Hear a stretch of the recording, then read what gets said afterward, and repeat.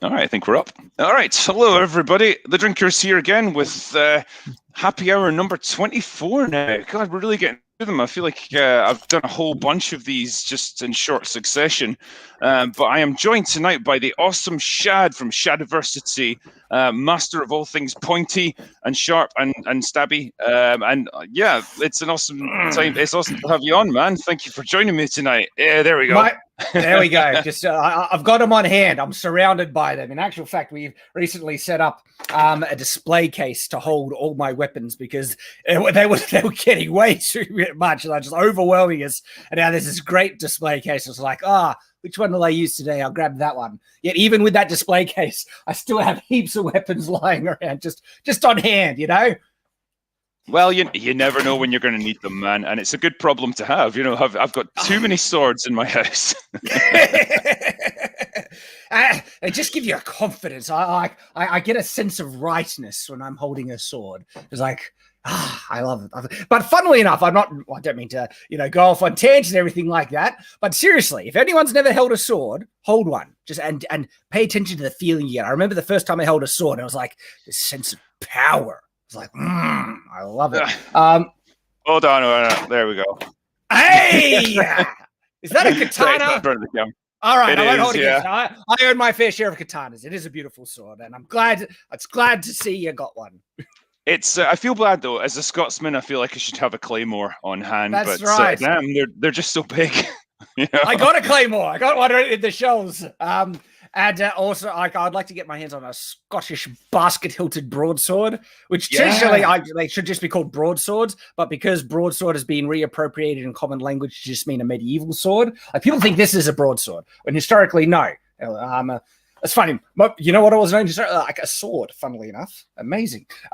They weren't too much into specific categories and stuff in the medieval period, and if they needed a descriptive thing to define something different to another, they would just describe grab the bigger one over there, or the two-handed one, and then that has evolved to actually have more strict definitions, even though back then it was far more loose. But the Scottish basket-hilted broadsword was called a broadsword because it wasn't any more broader than your average medieval arming sword, but it was broader than many of the weapons that were common in the period, because we're looking at late Renaissance here, which were a lot were rapiers, and they were actually far more slender.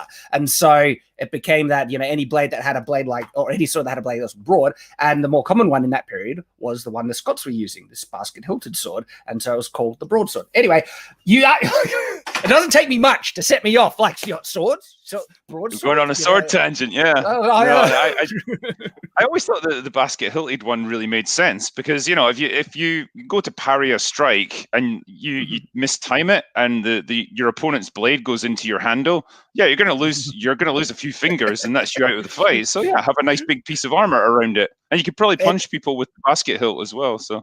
Oh, totally. I'm holding back. Like you're opening up a can of worms onto discussion as to why more full protective hilts, and I could make a whole video on that, and I probably have somewhere in the past. But I'm holding back because we're not technically here for that. But I could. I'm trying.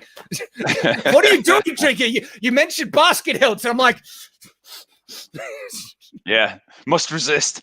I'm sure another point we could definitely talk more about swords because there's plenty of movies that incorporate them into them. But when we do these happy hours, it's the guest normally gets a chance to pick a movie that they're interested in, and I believe you picked Hacksaw Ridge. And I keep wanting to call it Heartbreak Ridge, and it's like, no, that's the Clint Eastwood movie. God damn it! I almost ended up watching the wrong film for this stream. But no, that's obviously it's a really interesting movie. There's a lot we can talk about, and I think one of the other things you mentioned to me as well, it was to talk a little bit about how we each approach reviewing movies, and what's our sort of theory behind it. Whether there's things that we look at. Whether there's common factors in every movie or there's specific things with each film. I guess it makes sense we talk a little bit about that first and then dive into the movie, I guess.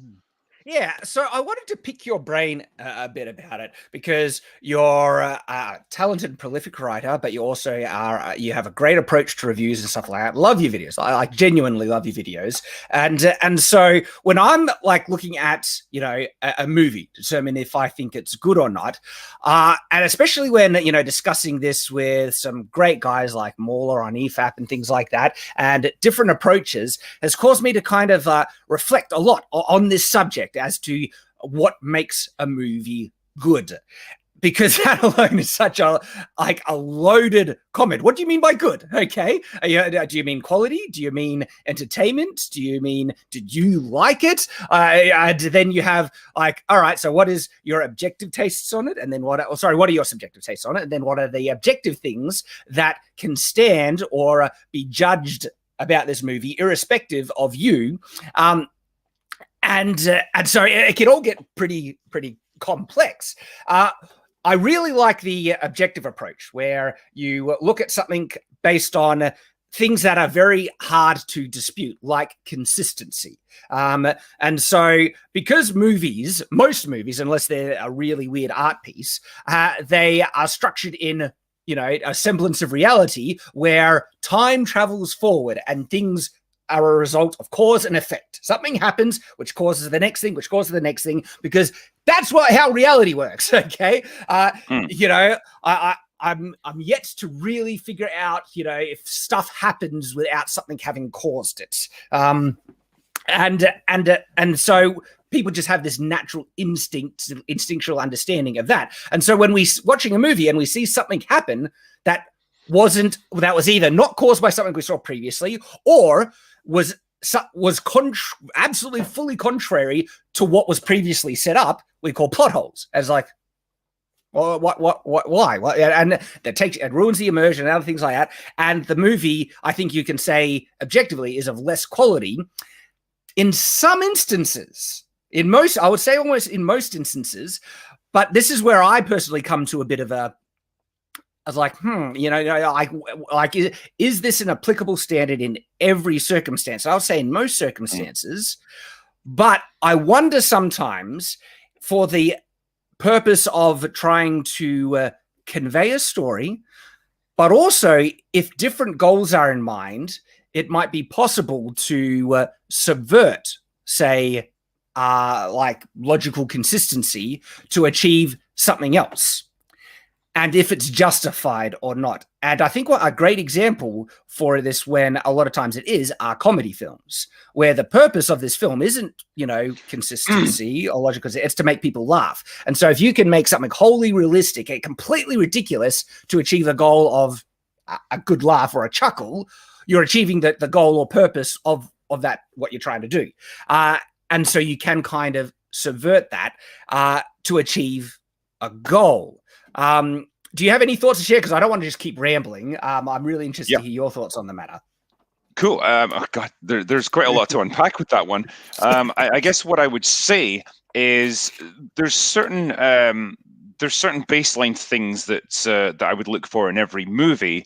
As you say, you kind of look for the objective stuff, like does the plot make logical sense? Are the characters' actions consistent? Do they have consistent motivations? Then there's the slightly more subjective stuff, which I think is still a big component of your enjoyment of a piece of art. Whether it's the visuals, whether it's the performances, the soundtrack, all of these things go together to make your experience of the film. And I think you can't just discount them because they're not like objectively measurable. You just do your best to try and quantify them as best you can. But I think I would weight all of those things differently depending on the kind of movie I was watching. The example you gave is a perfect one.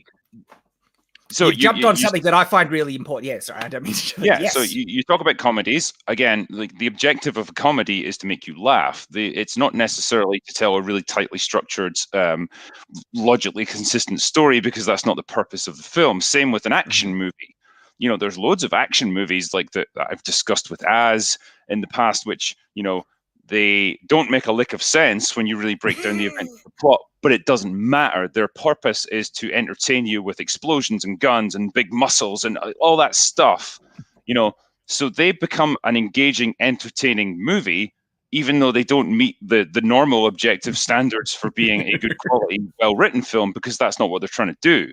So that's my approach to it. I tailor it to the genre of film. And that's kind of what I'm starting to like come to as well, is that I'm starting to feel that movies have a purpose or a type that they're, or something that they're trying to achieve, essentially. And for me, like, I look at a lot of classic Jackie Chan movies. I'm not really it's funny. I don't go there to for any high quality acting or plot, but I'm totally going there for some really good fight scenes, like well choreographed, impressive physicality. The movies could be improved a lot if you added great acting and good plot into it. And so I'm not saying the movie couldn't be elevated for that, but at the same time, because this kind of type of film has been set up, this is the type, I now have an expectation of what I want and what I don't need to enjoy it. And I find it so interesting that expectation can impact your judgment of a film in a large measure based on what you were expecting it to be. Yeah. Oh, 100%. I mean, well, I touched on this very same thing in my most recent video when I did The Fifth Element. Fifth Element. I watched that one. And that. I recognize those elements you mentioned. Sorry, I don't mean to cut you off. Yeah, and the point being that, like, you know, if you go into it expecting something along the lines of Star Wars, where it's this grandiose space opera with all the drama and the kind of rivalries between family members and all that sort of thing, you're not going to get what you want. By the same token, if you go in expecting something very serious and straight-laced like Star Trek, exploring all these high concept ideas, again, that's not going to be the kind of movie that this is, and you're going to come away frustrated by it. But if you go into it understanding what it is and who it's been made by and the kind of sensibilities of it, you'll have a lot more fun with it. And so there's definitely that management of a person's expectations when they go into a film, and just helping them understand what kind of film they're going to be seeing. And I think this is obviously, that's where trailers come in. They're really important, but sometimes they go for the wrong thing because they're trying to appeal to the biggest market, and then the result is they don't set expectations right, and people get pissed off and they give the film terrible word of mouth, and then it fails as a result. So yeah, 100%. You need to manage people's understanding of what the film's going to be. And also, it's interesting, like if someone is creating a story, whether that's in literature or in film, I think it's important for them to understand the type of audience they're going after and the type or genre that they're working within. They have the freedom to say, I want to write whatever I want, but at the same time, there are these pre-existing expectations that are associated with genre, with audience and stuff. And so even though you can write whatever the heck you want, I think you need to be mindful of the type of people who is most likely might be, going to see it, and how you're packaging your story even after it's made, so you can set up the right expectations. I feel so people will be ready, and again, because if they come in with the wrong expectations, they might apply then or judge it according to standards that I wonder sometimes if those standards sometimes should be applied or it's fair to apply them. For instance, I think it is pretty fair to point out that, the acting in a lot of Jackie Chan, movies, it's not that great. And if you really want to look at plot, it's horrible, right? And so, you could say a lot of these films fail at being a grand epic with the really important, thing. But again, it's the different standards that you're now judging it against. And I think I find it so interesting because in that sense, you can rightly say that the movie is terrible, but at the same time, if you apply now a new standard as action fight scene movie, they're brilliant. They're awesome. And then I find myself in a position where movies can be both great and terrible, depending on which way I'm kind of looking at and judging it by. And then I come in a position, okay, what's the most fair standard to apply to given movies? And that one I'm not sure I know yet. I'm not sure I've come to a decision, because I think it's really good to point out quality and consistency in writing no matter what, just so people are aware of it. Yet at the same time, is it wholly fair to do it at a movie that that's not its primary goal, and when it's succeeding in other aspects so well? I don't know. For me, it all comes down to what were the makers of the film trying to do with it, and what were they trying to achieve.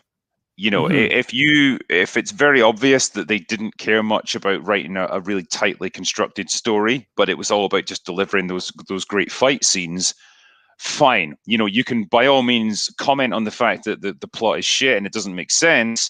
But ultimately, you can recognize, like, well, the fight scenes are incredible, and that's kind of what they were going for here. So it was a fun experience from that point of view. So I think it's pretty easy to recognize the shortcomings of a film, but also understand why they like that, and whether they were intentional, or whether they, whether the makers of the really were going for something bigger, but they just absolutely failed at it. You know, so it's whether or not it does what it's meant to do. For me, and that's the kind of standard that I try to apply to it. And I think it's fine, because with my reviews, it's not like I end the review by giving a score or something like that, where it really affects the, I have to make some final judgment about the film. I'll give my opinions and comment on the things I want to comment on all the way through the review, and people can take that for what it is. The most useful tool that I think I have and that I use is a point of comparison. So if you're criticizing a film, pick some other film that's broadly similar, or it does similar things but did it better, and then explain why. It kind of set the standard. Yeah. Exactly, yeah, and then it gives you something to work off, and it gives your audience something to compare it to as well. And it's easier to think about it in those terms. It's like, oh, okay, I see why this one worked and this one, this other one doesn't. Because you're explaining the difference between them. It generally, like, for me, it works pretty well, because it's like, especially if you pick films that people are quite aware of, they'll understand it a lot quicker and easier. See, this is touching on another aspect, again, that I've been finding really interesting, because what is the purpose of a film? Ultimately, most films, I won't say all of them, which is kind of a sad realization, but you would like to think most films' goals are to be entertaining.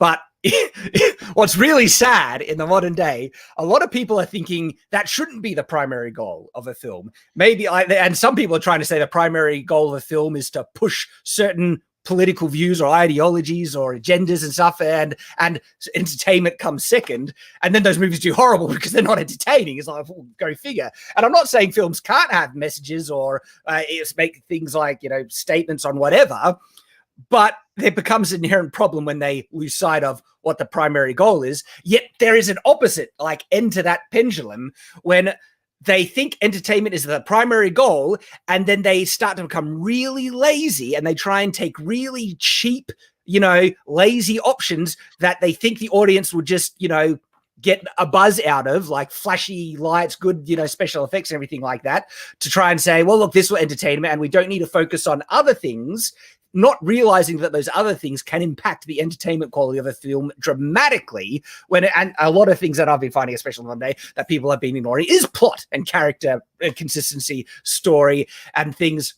When they rely on, and like, I got to use some of the, more recent Star Wars films as my point of reference here, because, there are some really key specific moments where I feel like you can see that the director, they chose to do that for the wow factor. They just thought it was going to be cool, but they gave so little regard to the justification of that scene that it undermined the wow factor completely. And some of these scenes are really visually impressive. And the two big ones that come to mind is the Holdo maneuver, and when the Star Destroyers burst out of the ground on the Sith planets. And visually, those were some pretty amazing scenes. Yet when they happen, I'm sort of sitting there thinking, like, instead of appreciating the how impressive the visual aspect, I'm thinking, what? Yeah, I mean, I think it's that age-old problem. Like, now in present day, like, we've got the ability to conjure up the most incredible visuals imaginable. Like, anything that the director can conceive in their mind, we can make it happen and make it look real if you've got the budget. Like, technology is at that point, so that's fine. It's not necessarily impressive anymore because you know exactly how it's done. It's just computer animation. It's fine. But impressive visuals that aren't anchored by a really strong story that you're engaged with, and you're bought into, they mean nothing. They're just, it's like watching a cutscene from a video game that you don't have any context for. Like, you can look at it and be like, yeah, it looks nice, but I don't care about it because I'm not invested in it. You know, and that's exactly like you say. There has to be that emphasis on creating an engaging story for the viewer. And I think when you were talking about the main purpose of movies, and you were saying it's to entertain people, I have thought like that before, and I kind of took it a step further and said it's to engage the audience rather than entertain them. Because there are movies that, there's movies like, I don't know, Schindler's List, for example. Like, I wouldn't describe that as entertaining. Like, I don't enjoy watching it, but it's engaging because it's really compelling. It's harrowing, and it's a drama. Obviously, it's meant to be horrific. It engages you with it, and you're invested in it. And I think whether it's whatever thing that movie relies on, whether it's the horrors of the Holocaust, or whether it's just a big action movie with lots of explosions and stuff, whatever it might be, it's something that engages you and gets you into it. That's what I feel. Interesting way to put it. Sorry, I didn't mean to cut you off, but that's a really interesting way to put it, because now I'm kind of applying it in all these other different, things that I've thought about, like the action movie thing and stuff, because when I go into that, I have certain expectations that need to be met for me to be engaged now, just, thinking about the way you put it. And when I see, an action movie, all right, I expect some cool action for me to be engaged, and I'm not really needing the plot. But on the other side of that, when I see a Star Wars film, I have more expectations based on what has already been set up as what I consider to be a great Star Wars film, which is an engaging plot, great characters, a big struggle, and great action as well. But also, interesting enough, really good visual effects. It's interesting. Like, if I went into a Star Wars movie that had horrible visual effects, that would really tick me off. That would ruin a lot of my enjoyment in it, which I find really interesting, because I can watch Stargate, and especially in the early seasons, a lot of TV shows have horrible visual effects, yet I can still really enjoy it because I don't have the expectation or demand or standard that it should be. And I find that really interesting, because objectively, like, those special effects are horrible. So why am I giving... Yeah, why am I giving this thing a pass? Stargate, old Star Trek, when I'm not giving Star Wars? But I find that such an interesting thing that it still has the real end result of impacting how much I can enjoy something or not. I find that amazing. Just with Stargate or TNG or anything like that, yes, you understand, like, it was made in like the 90s, so the special effects aren't going to be good. We make certain allowances for that because it's unavoidable. It's the reality of filmmaking back then. But you were engaged with the really interesting characters and the thought-provoking storylines that they came up with. That's what they were able to rely on, and that was always the purpose of those shows. Like Stargate, it had good action at times, but it was really anchored by like the four main characters and the different like dilemmas and adventures that they went on. And that was the hook of the show. That was the purpose of it. And that was what engaged the audience.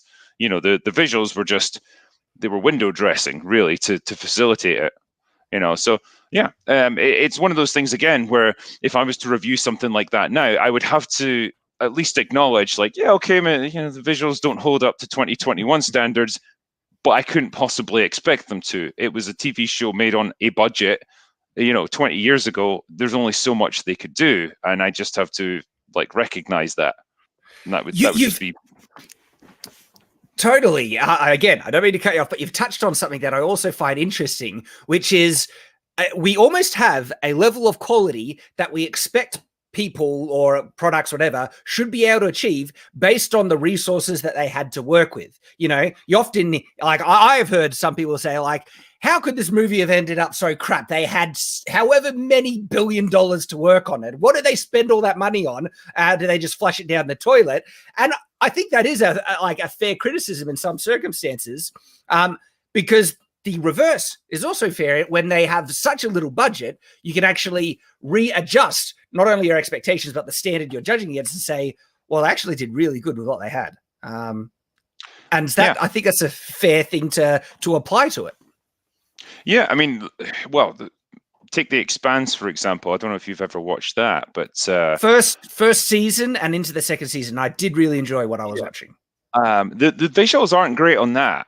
I'll be honest. Like a lot of the ship scenes, they don't look great. Like it's very clear that it's CGI, and it kind of looks like maybe 10 years older than it is. But I don't care because the storytelling is really good. The characters are good.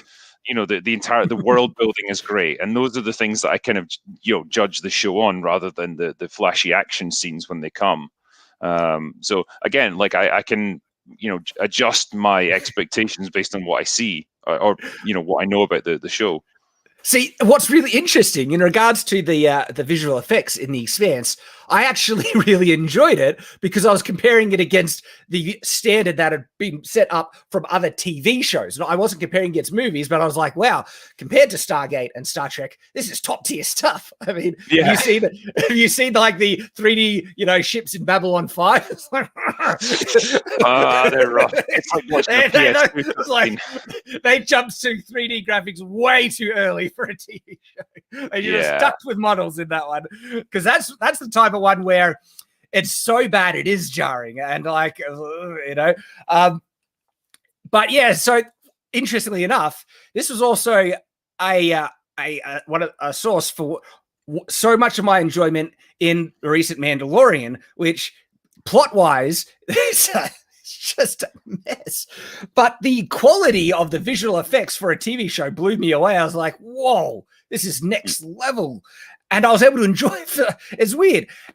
There are certain things I've found that I can enjoy disproportionately, so much so that if I can enjoy this one thing like a huge amount, it helps me ignore some of the other massive problems. And even when sometimes those problems are huge.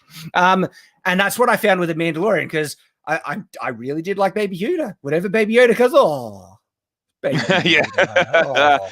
They knew exactly what they were doing with Baby Yoda, and they're like, yep, that is a cash cow, and we're going to milk the shit out of it.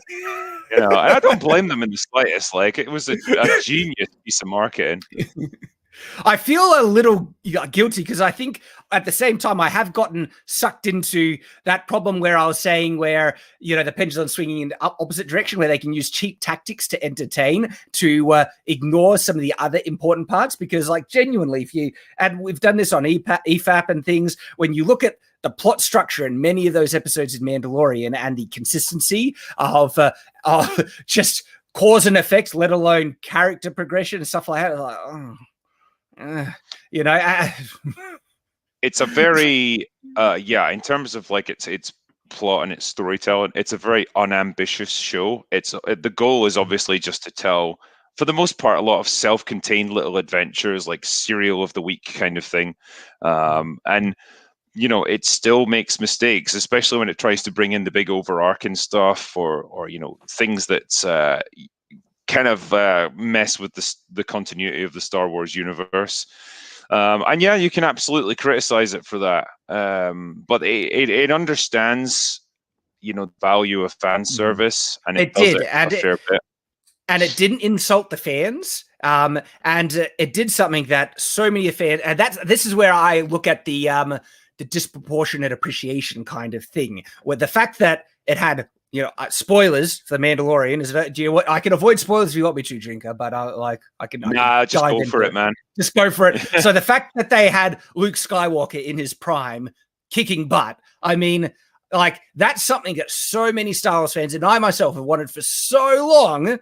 The Mandalorian could have been garbage in so many more ways, even in more ways than what it was in some instances, but because it had that one thing, it's like, thank you. It's like I can appreciate that so much, where it almost outweighs. And I think that's what is happening with a lot of people's reactions with The Mandalorian, that they're appreciating some of these little nuggets, and in some ways the things that I wanted so long, that they've been happy to ignore some of the big problems. But when you do look at some of those big problems, it's like, why put down the jetpack? Why didn't you pick up the jetpack to say Yoda? Why didn't you lead with feeding the bantha with bombs on it? There are some bizarre things. But it was an interesting one when I did my review of it, because I was like looking at people's reactions to that scene. And, you know, Mahler was kind enough to supply me some EFAP footage from it. But I also had, you know, people like Star Wars Theory and Anna and various other people, you know, crying their eyes out and really moved to tears by the arrival of Luke Skywalker. Then when you flick over to the EFAP guys, they're being much more analytical, and they're like, no, this doesn't make any sense, and this is silly. And it's really interesting, because my point was, like, I don't want to say that either side is wrong on this one. Like, you can look at it really logically, or you can just look at it as, thank God, like they've finally given us the real Luke Skywalker back. Like, it feels good on a purely emotional level. And I think you can experience these things in both of those ways, you know.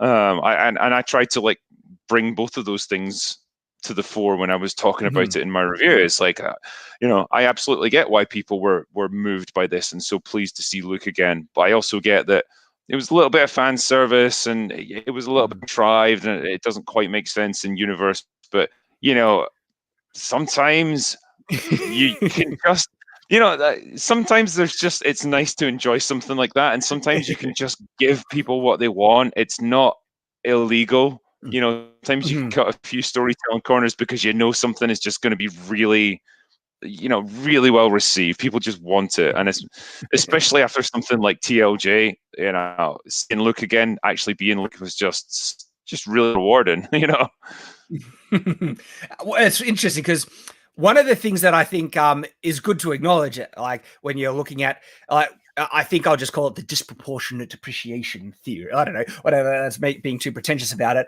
But for instance, like, I have a preference to swords, obviously. And so if there is a movie that has a sword in it, I naturally legitimately enjoy it more than if it didn't have swords, like, because I find swords cool. And so that is a subjective preference that results in a real, you know, like actual result of me enjoying it more. Now, what I can say to people is, like, all right, if you like swords, you probably will like whatever movie that has swords in it in the same sense that I do more.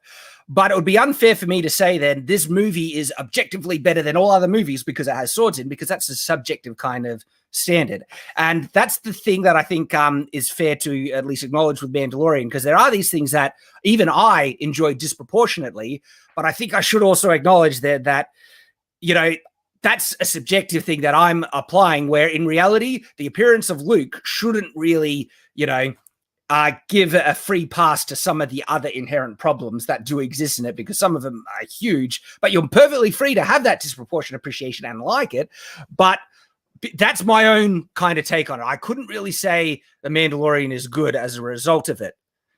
But that's, again, applying a different standard. Like, if I was applying a standard of fan service and not insulting the fans, well, then Mandalorian's good, isn't it? You know, and so I think that's something I touched on in my review, was like, man, when you've just been abused for like 3 movies, and I love that analogy. It really does feel like that, though, and it totally changes your perception of it. And it's like, wow, this is something that's like barely competent, and you know, it just tells a really simple story, but it feels like it's good natured, and it kind of, you know, it almost like respects the history of Star Wars, and it just wants to do a good job. You're almost just like, oh, you know, well done. And it's just a relief, you know what I mean? And it automatically puts you into a more positive mindset when it comes to reviewing it, even though, you know, with objectivity, you probably shouldn't be. You should just stick to the facts and all that. And I think, you know, there's something to be said still for that, just recognizing, like, oh, it's done something nice that makes me feel good, and I'll just talk about that a little bit, you know. Well, one of the areas where I get a little conflicted is when trying to decide what are the most fair standards to judge something by, because I think, you know, consistency, objectivity is really important, but like, I would say that a movie that is perfectly consistent but not that engaging is not a better film. But this is a very big slippery slope, because what is engaging becomes subjective in a lot of ways. And so there are people that will then say, because this film was hugely engaging for me, I'm going to claim it to be phenomenal, one of the best films ever made in some instances, when it could have these horrible, glaring flaws in a lot of other ways.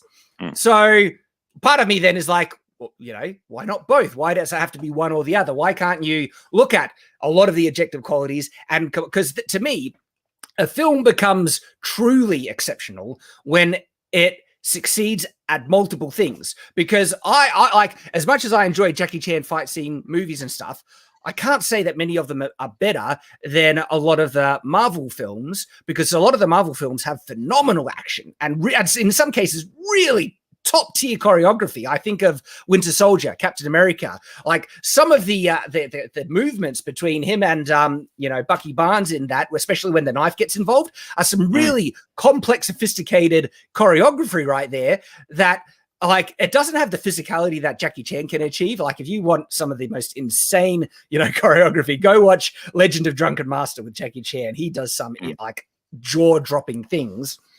But then it exceeds at all these other things that I couldn't say it when trying to look at all these, as many standards that I can kind of comprehend. I couldn't say this is a better film than, say, Winter Soldier. I think Winter Soldier is in many ways a superior film because it succeeds at so many things. I think the difference sorry, just to jump in there slightly, I think the difference in the fight scenes there is that in Winter Soldier, or kind of any Marvel movie, really, there'll be like, a million cuts between action moments, like just so they can get all the different things in, because they're working with either the actors themselves or stuntmen who are standing in for them. So you have to get creative with the angles you shoot from and all that sort of thing. So with enough time and cuts and CGI, you can make anyone look amazing. You can make any fight scene look awesome. It's not to downplay it. There's obviously a huge amount of work involved. Whereas if you look at a Jackie Chan movie or something like The Raid, these fight scenes are generally done in a single take. And it's these guys who are actually doing it themselves, and you understand then a whole lot more work and rehearsal and choreography went into what they're doing than the Marvel movies, because they are having to do it themselves with far fewer resources. And so that would be my sort of caveat to that, is like, well, I recognize that more work had to go into that. Guys had to really put themselves on the line there to do that. Yeah, and that's a really good caveat to mention, because again, just bringing that up makes me then need to, like, all right, readjust, because you're right. Like what Jackie Chan has been able to achieve in some of his movies, and the risk that he went through to do it, and the injuries he achieved, is next level. It's like, his blooper reels are incredible. Like, because he quite often does that at the end of his movies. You get to see where all of his like fight scenes went wrong, and it's like, oh man, I can't believe you're doing this to yourself. Yeah. So there was just a lot of kind of things that run through my mind when I think about, all right, is a movie good? And I think it's going to play on my mind for a long time to come, but I was really interested to hear your thoughts and approach as well. I think for me, like, one thing I will say is, like, objectivity is not the be all and end all of doing a movie review. It's a very useful tool for sure, and it's definitely an important thing. But you can get so hung up on it that you just lose sight of everything else. And like, you need to like kind of recognize, or at least I feel that you should recognize there's other sort of subjective components that you can't measure kind of mathematically and provably, but that really affect your appreciation of the movie. And I think it's definitely worth keeping them in mind. Just my own thoughts on that, like, I agree, you can't know definitively how to preempt someone's subjective reaction to something, but I think you can get a ballpark, area to aim for if you understand the audience. And then you can try and craft an entire thing that, like, for instance, people who like swords, okay, and especially like good fight scenes and stuff. When I wrote my novel, I knew not only was that the audience I was going to kind of be going for, people who love fantasy, but also like swords. I like swords. So to fill my own, subjective appreciation for that, I was very careful with how I did the swords to make them accurate, to have them featured that they're integrated into the world and stuff. And because I was kind of aiming for that area, I was able to land within that kind of subjective audience's appreciation for that thing. So I think you can try and do it based on kind of percentage rates, but you can miss the mark because, again, I look to those instances where people tried to do something that they thought would be awesome, but they forgot so many things and they fail on the execution, like giant, Star Destroyers raising out of the ground and not explaining what. That movie just kind of reeked of desperation. It's like, oh my, I just love to have been in the writer's room when JJ was trying to craft something out of the mess of TLJ. Like, oh my God, he's destroyed every plot thread imaginable. Absolute moron. And just like, what the hell can we do that's left? So I mean, I felt sorry for him in a way, but like it's an absolutely a problem of their own making. They should have a really coherent story from, for all three movies, and they should have fucking stuck to it instead of just letting people go off on crazy. Yeah. And also another thing that makes me feel sorry for JJ is all the insane level of studio meddling and interference and stuff. And they're saying that the final cut of that film was like a very different beast to what JJ was trying to make as well. And then he cops all the blame for the absolute dumpster fire of that film, when I think a lot of the blame should just go to Disney generally. I think they were in full-on panic mode at that point, because when you've got hundreds of millions of dollars riding on this film, you can't just allow another TLJ to happen. You can't just let the director do whatever the hell he wants and just hope for the best. And so, like studio meddling, like 99% of the time, it doesn't help the movie. So, that's what you got. I'd love to see the Lucas cut if it actually exists, just to see what he would have done. I know, right? And it's just, and it's funny, they were so desperate to not have another Last Jedi. I think Rise of Skywalker was worse. That's my own take on it. It's a heated kind of debate, which is worse. I think Rise of Skywalker is worse, and in my opinion, they tried so hard to make something that wasn't as bad, and they screwed the pooch on it. They just did. It was probably a worse movie from a writing point of view, but it was trying to do a lot more, or it was set a bigger task than TLJ. I know. But it offends me less than TLJ does, just because that was so mean-spirited as a film. So. That's a good take on it as well. Because when I think about it, though the level of, I find the level of stupidity in Rise of Skywalker very offensive. It's just, it's like, it's that whole thing, that whole J.J. Abrams style of just like, I'm going to give you a one-line explanation for why this stuff's happening, and it served him so well, like up until now. And this is just like one of the few times where he can't get away with it. It's like, nope, you have to do more than that, my friend, if you're going to justify this madness. And he just, he couldn't do it. He wasn't the guy. He wasn't the guy to be doing a film like that. But anyway, who could have saved that? Oh, Eddie, you're right. Oh, I know. Like, nobody would want the job because it's career suicide. I mean, he's big enough that like he can absorb a failure like that and move on. But imagine some up and coming director, and it's like that's going to be your testimony on your film career. It's like you just wouldn't do it. It's like, I know it's a huge opportunity, but like I'll never make another film after that. So nah, not doing it. But on the subject of movies, we did have one to talk about today. I know we were floating ideas for what we could discuss, and one of them was Hacksaw Ridge. So yeah, an interesting movie. Like I saw it when it came out, and then rewatched it again for the stream, and it's in some ways it's not your typical war movie. It's all centers around this character. What's his name? Desmond Dunn, is it? Or Doss? Desmond Doss. Doss or Dawes, I think. Desmond Dawes, yeah. So he is a conscientious objector. And sorry, my voice is all over the place, man. I don't know what happened. I blew out my vocal cords doing that last review, and I can't. I can't speak. You clearly you haven't had enough Scotch, drinker. You need your medicine. No, I'm going to put that right. Anyway.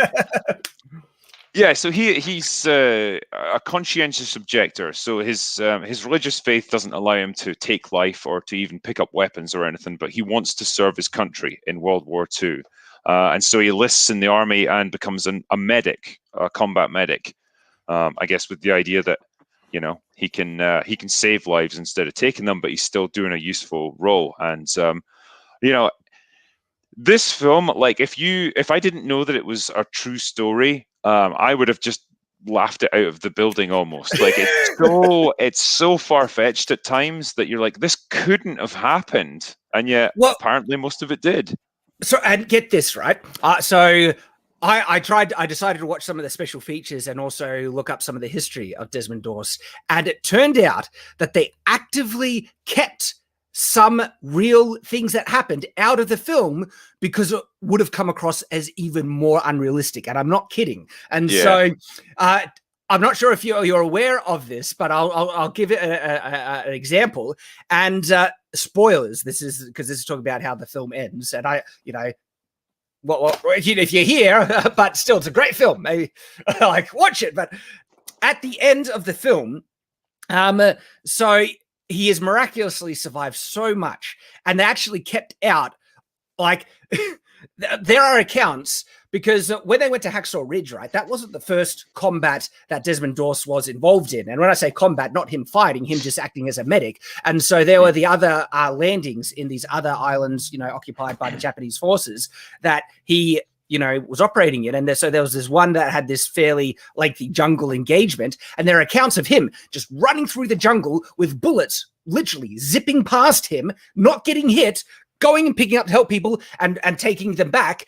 And that's the annoying trope that you see in action films of the hero never getting hit. And you're like, that's so unrealistic. And it pulls you out of the film. But that actually happened in real life with this guy. It's like, he's getting shot at constantly and is never getting hit. And people are like, and legitimately, the soldiers started to believe that there was something special about this guy, that is like, well, what's going on? And so the part in the film where they actually get him to pray for the unit before they actually engage was a real thing. Like, it didn't happen exactly how it happened in the film. That it had him with the unit to pray before they went on, but it was when the leader came to him after he had done that amazing thing on Hacksaw Ridge and was like, I couldn't imagine how exhausted the poor guy was, and then asked him the soldiers feel like they need, you there. And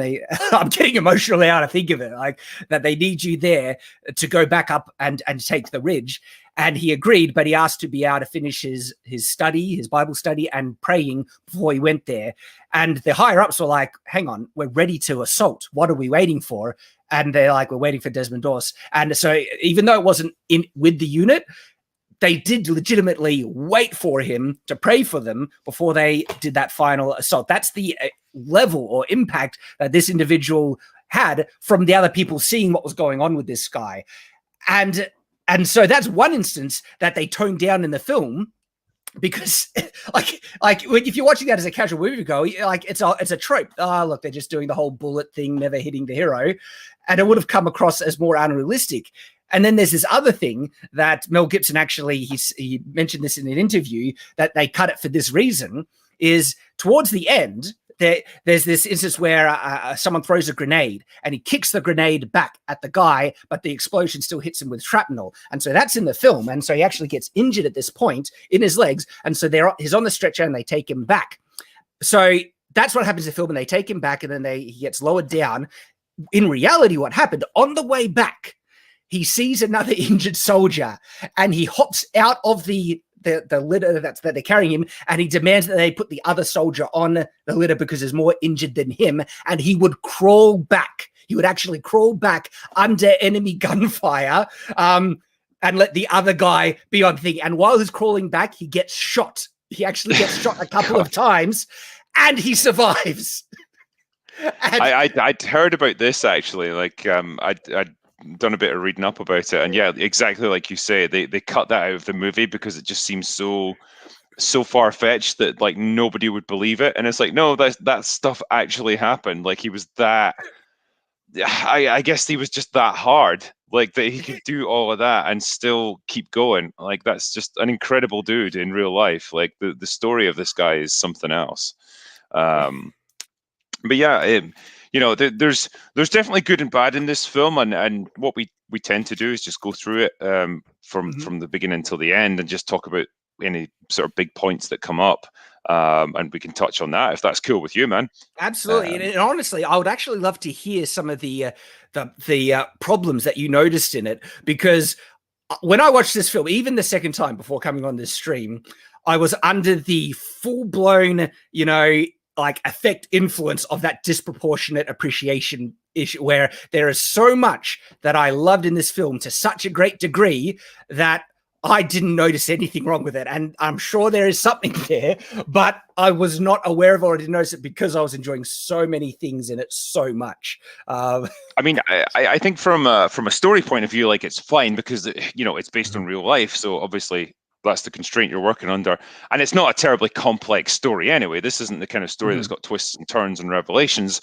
I think, some of my criticisms have to do with the way the battle scenes are shot, some of the sort of tactics that are employed, and things like that. But like, it's more towards the end, and it's going to be a directorial kind of issue rather than a writing issue. So it's just, things that I kind of picked up on. But the initial part of the film is fine, because you get your background for Desmond. You see him as a kid.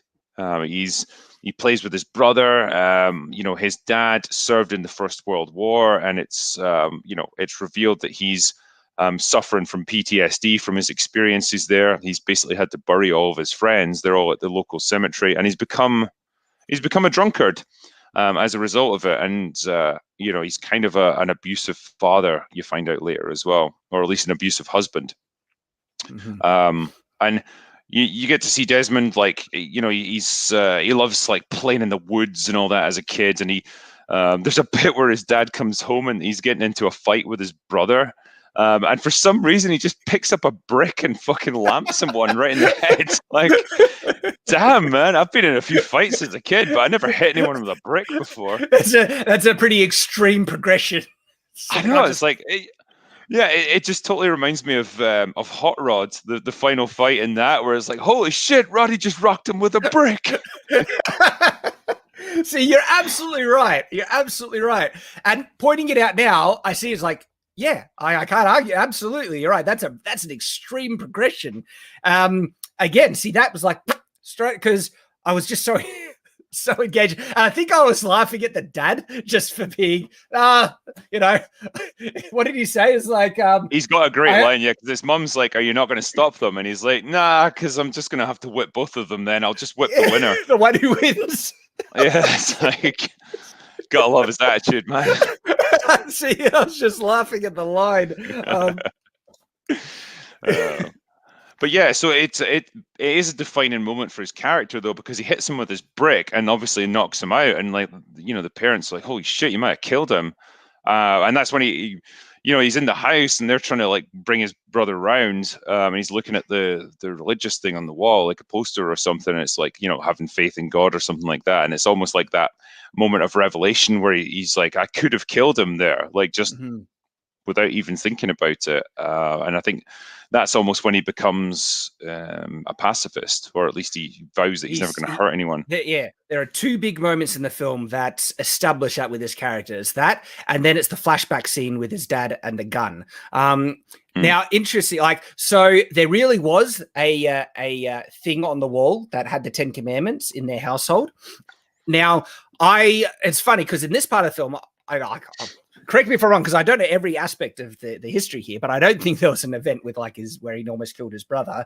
But that is an important. This is where it's kind of like the adaptation process. You need to take certain shortcuts to establish the motivations and backstory of the character, and so having a very strong defining thing that shows this character's progression and stance on things is not only helpful, necessary almost for that character, because something that impressed me about it, right, is that I found, in my own kind of subjective judgment, I felt that was very effective filmmaking, because they didn't need the character to say, I'm going to be a pacifist when this happened. You saw his reaction with you saw what he did, the reaction there, and you're knowing what's going through his head without being explicitly, told to you.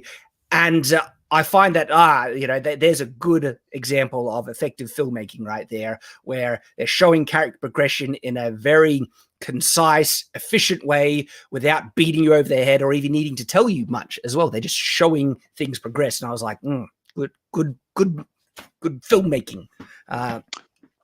Yeah. As a motivator for the character and a sort of explanation for why he is the way he is, it's perfectly fine. It works great. And then the further, like you say, the later on the revelation about his dad and the gun, it just kind of hammers home that point of like why he won't touch firearms. And I think those two things combined, like, okay, you get a good sense of why he is the way he is, and that makes sense for the character. Just for people who are like in chat as well, obviously there's super chats and everything there. What we will tend to do with all of these is we'll address all of them after we've talked about the film, so we don't have to keep stopping and starting. But we will answer every super chat, so not to worry. And I think, sorry. Yeah, I was just because I'm pretty sure there. Correct me if you're wrong, but I'm pretty sure there was an event where he stopped his dad and took a gun off and had a moment where he vowed to never touch a gun. I think just historically that was just something that actually came out of his faith, and there wasn't such a stark contrasting event like that in his real life. But I get why they put it in the film, is to have a strong kind of point of reference or motivating elements in the story to justify things later on. And again, I find it's an interesting thing that they're dealing with when adapting a real world life story. I do get a little conflicted at times, because when it comes to representing a real world history, my own opinions and feelings on the fact that you should always try and be as accurate as possible to what really happened, because a lot of people aren't going to look up Desmond Doss after the fact. A lot of people who will never have heard of him, so there's a good counterbalance. But there's a lot of people who is going to take everything as a matter of fact, and I like, one thing that I wouldn't like to see is that there is this negative kind of view of his father, because I don't know anything about his father, and in the things when I looked up, I didn't see anything, and I'd find it a sad result if people think of his father as this abusive drunkard when he might have not have been like that in real life. And so that's one of the dangers I find when you're adapting a real world story. But at the same time, I really appreciated the arc of the father in the film. I really appreciated that they were acknowledging the weight and consequences that war can have on individuals, but they didn't show that it's always going to be like that. That, with Desmond's case, he didn't have I don't know if he had PTSD, but it didn't ruin his life. He became this amazing. He already was an amazing man and continued being this amazing man from his experience in the war. And so, you see some movies where they always try and proclaim that, the result of war is that it's going to ruin your PTSD and you'll be messed up and stuff. And sometimes it's the opposite. I appreciate that there was at least kind of like a balanced representation that both these things can happen as a result of war. I also appreciated I felt that they showed at least some kind of respect to this kind of character who was an abusive father, yet he still loved his sons. And the reason why he was abusive is because he went through some messed up stuff, like really messed up stuff. And so he had his own demons he was struggling with, but they didn't make him this wholly irredeemable villain. He loved his son, and he faced some really tough things for his son in the film, which I believe this is more narrative stuff for the sake of the film. I felt, but it hit home to me. It really hit home to me. Like when the dad put on, the whole interaction with the other son about the uniform, that, oh, you're going to look great in uniform. So-and-so looked great in his uniform when his head was blown out and other things like that. And so he had an issue with seeing the uniform. But then when he puts on the uniform to help out his son in the trial, is like, that hit home. It was a great arc. Yeah, very much. And it made complete sense in a storytelling point of view, which kind of makes me think maybe it wasn't quite that like that in real life. Mm-hmm. But, he redeems himself and uses his experiences in the First World War to his advantage for once, because he's able to contact a general who served with him and get him to basically write a sort of special dispensation for his son so that he can avoid the court-martial and he can serve without having to pick up a weapon. And so it's it's something that's it provides a nice complete arc for his father. And like you say, he's very much a conflicted and complex character. He's he's lived through the First World War. That war was just an absolute meat grinder for human beings. My goodness! Oh. It's a weird thing. Like in the UK, especially, go to any village anywhere, like any tiny little place, and there'll be a memorial for both World Wars. And World War II will be like a couple of names on it. World War I will be like dozens of them. We lost millions of people in that war, like way more than we did in World War II. And it's just, it was the nature of it. People were trying to advance across, absolute hellscape of mud and barbed wire against machine guns with nothing to protect them. And they just got mown down by the tens of thousands. It was like people weren't prepared for the efficacy of modern technology put to like the most maximum use of the time in warfare. It's just the problem was that they had developed all the technology you need to hold ground, like machine guns, mortars, barbed wire, so you can defend really effectively. But they hadn't invented any of the stuff you need to overcome that. They didn't have assault guns, they didn't have tanks, they didn't have fighter bombers, they didn't have any of the stuff that would normally let you bypass stuff like that. And so the only solution they could come up with was like just more humans, throw more humans at them, and eventually like they'll use up all their bullets, and then we can get through it. And like they couldn't, and so that's why you would lose 10,000 men to advance 1,000 yards in World War I. And so anyone who lives through that's going to obviously have a horrific effect on their psyche, and that's what you see in their dad. And that's kind of what makes him who he is. And it's it makes sense in the context of the story, absolutely. Sorry, people were saying they did have tanks in World War I, not advanced enough to do much. Yeah, they didn't invent them until halfully through the war. They came in later. But they were a bit of a game changer when they finally did come in, because it actually gave them something that, Drinker was just talking about. They gave them a way to try and combat, the insane efficacy and deadly capacity of the technology of the time. It's like they hadn't caught up in other aspects to try and counterbalance things, and people just got absolutely slaughtered en masse. My goodness. I mean, I think the movie 1917 kind of captures that quite well. Just the love that film. That film. The absolute destruction of the place. This comes into another part of my reaction to things and my disproportionate appreciation for this film, but also like 1984. That's the It was 1984 is the name of the film, because I get the numbers mixed up. Which one? Which one are you thinking? World War I epic. 1917. 1917. Let's see. I told you I get all the. What 19? No, is that the Wonder Woman one? 1984. Oh. Yeah, Wonder Woman 1984. Stop naming movies in the date by dates. Yeah, very confusing.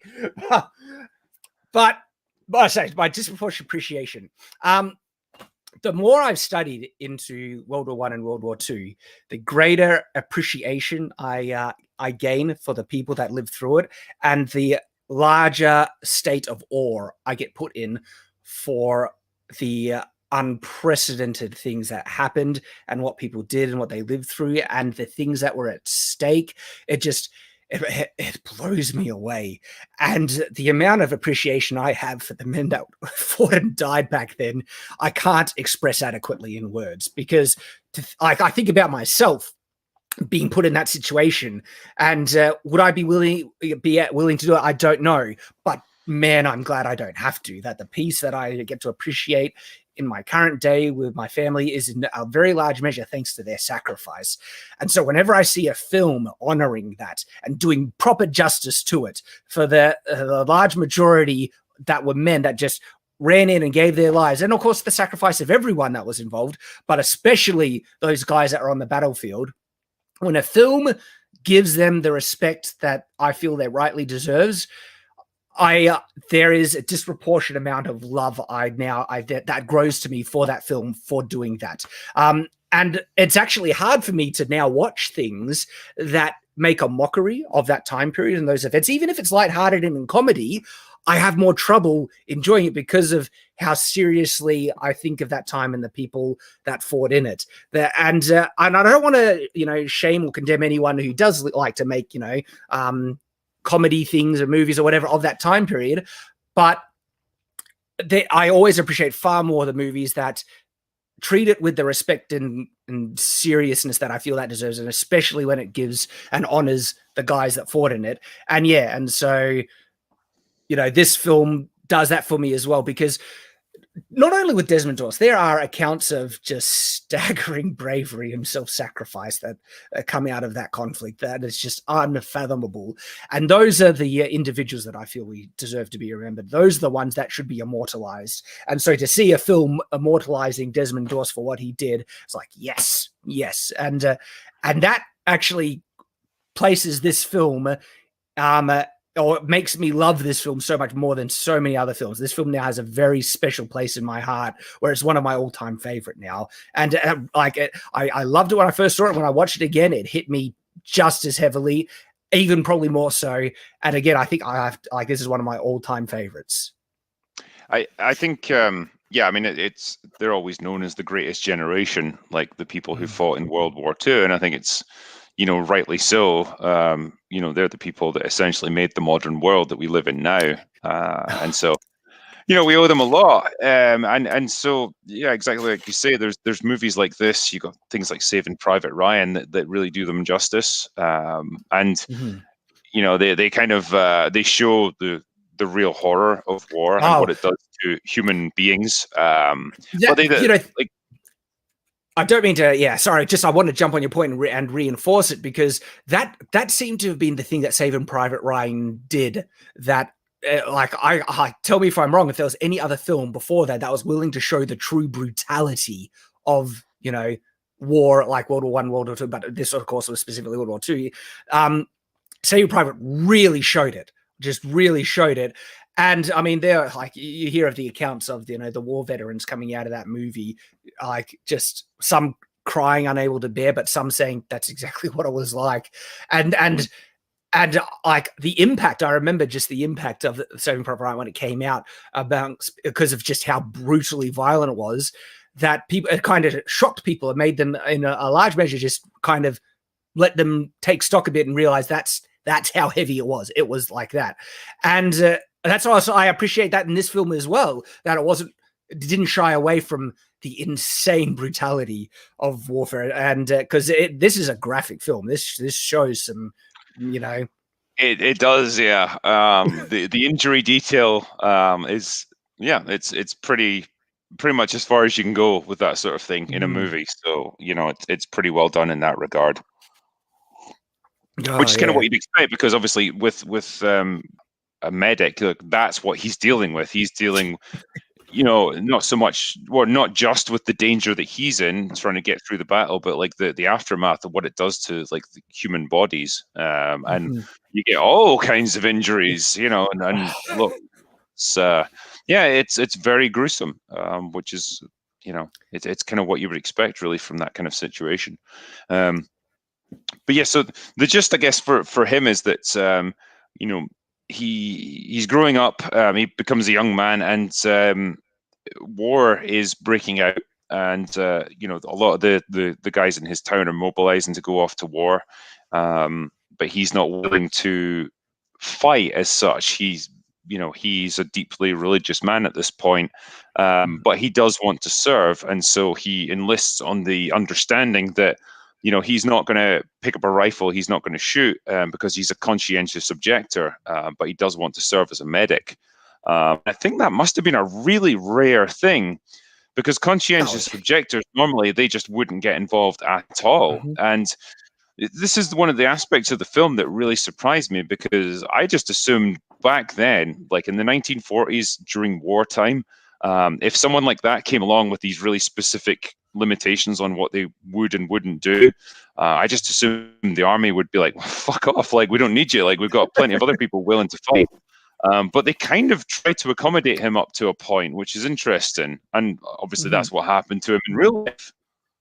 Yeah, and I think it came down to that they actually wanted every possible man to serve who could serve. They like it was a desperate time, and so we'll take the guy that look, you can do something. But there was a bit of a contrast where and it kind of showed this in the film that the people recruiting seemed to be like, yeah, don't worry, it'll be fine, and they're probably I'm reading into this, but I wonder if even in the real life history, the recruiters are like, look, if we just sign him up, he'll end up picking up a gun. You won't surely when bullets are whizzing, he'll just end up picking up. So it's like, tick, yes, we got another guy enlisted. But then the fact that he stuck so strongly to his standards in the face of legitimate adversity, like he was, ostracized and went through a lot of he gets beatings, doesn't he, at nighttime? I don't know if there was a specific beating that happened, but there are accounts of people throwing shoes at him at night when he was praying, and he was an outsider. And it's just on a side note, right? When you actually look at pictures of Desmond Doss, he is this tall, skinny, lanky guy with a really weird mustache. He's if you wanted to picture someone who would usually be the target of bullying in school, you would there's someone right there. And so I think that must have also, this is an assumption, but I think that could have, worked even more so with his getting, treated poorly. And then on top of the issues of that, there's these guys that are in this military unit, and they're expecting to go to war, and then there's this guy that's in their mind isn't going to cover their back with a gun, and I can see why that would be an issue with people. And so the guy did have to cop a lot of it. He copped heaps of abuse throughout the thing. And so they showed that with, in the extremity with the beating in the film. But there was definitely abuse that he endured a lot historically. Yeah. I mean, I can see why it'd be bad for morale. If you don't understand the guy, to have someone like that around, because it's like this guy, exactly like you say, he's not going to pick up a rifle, even if, you're wounded and there's the enemy's closing in on you.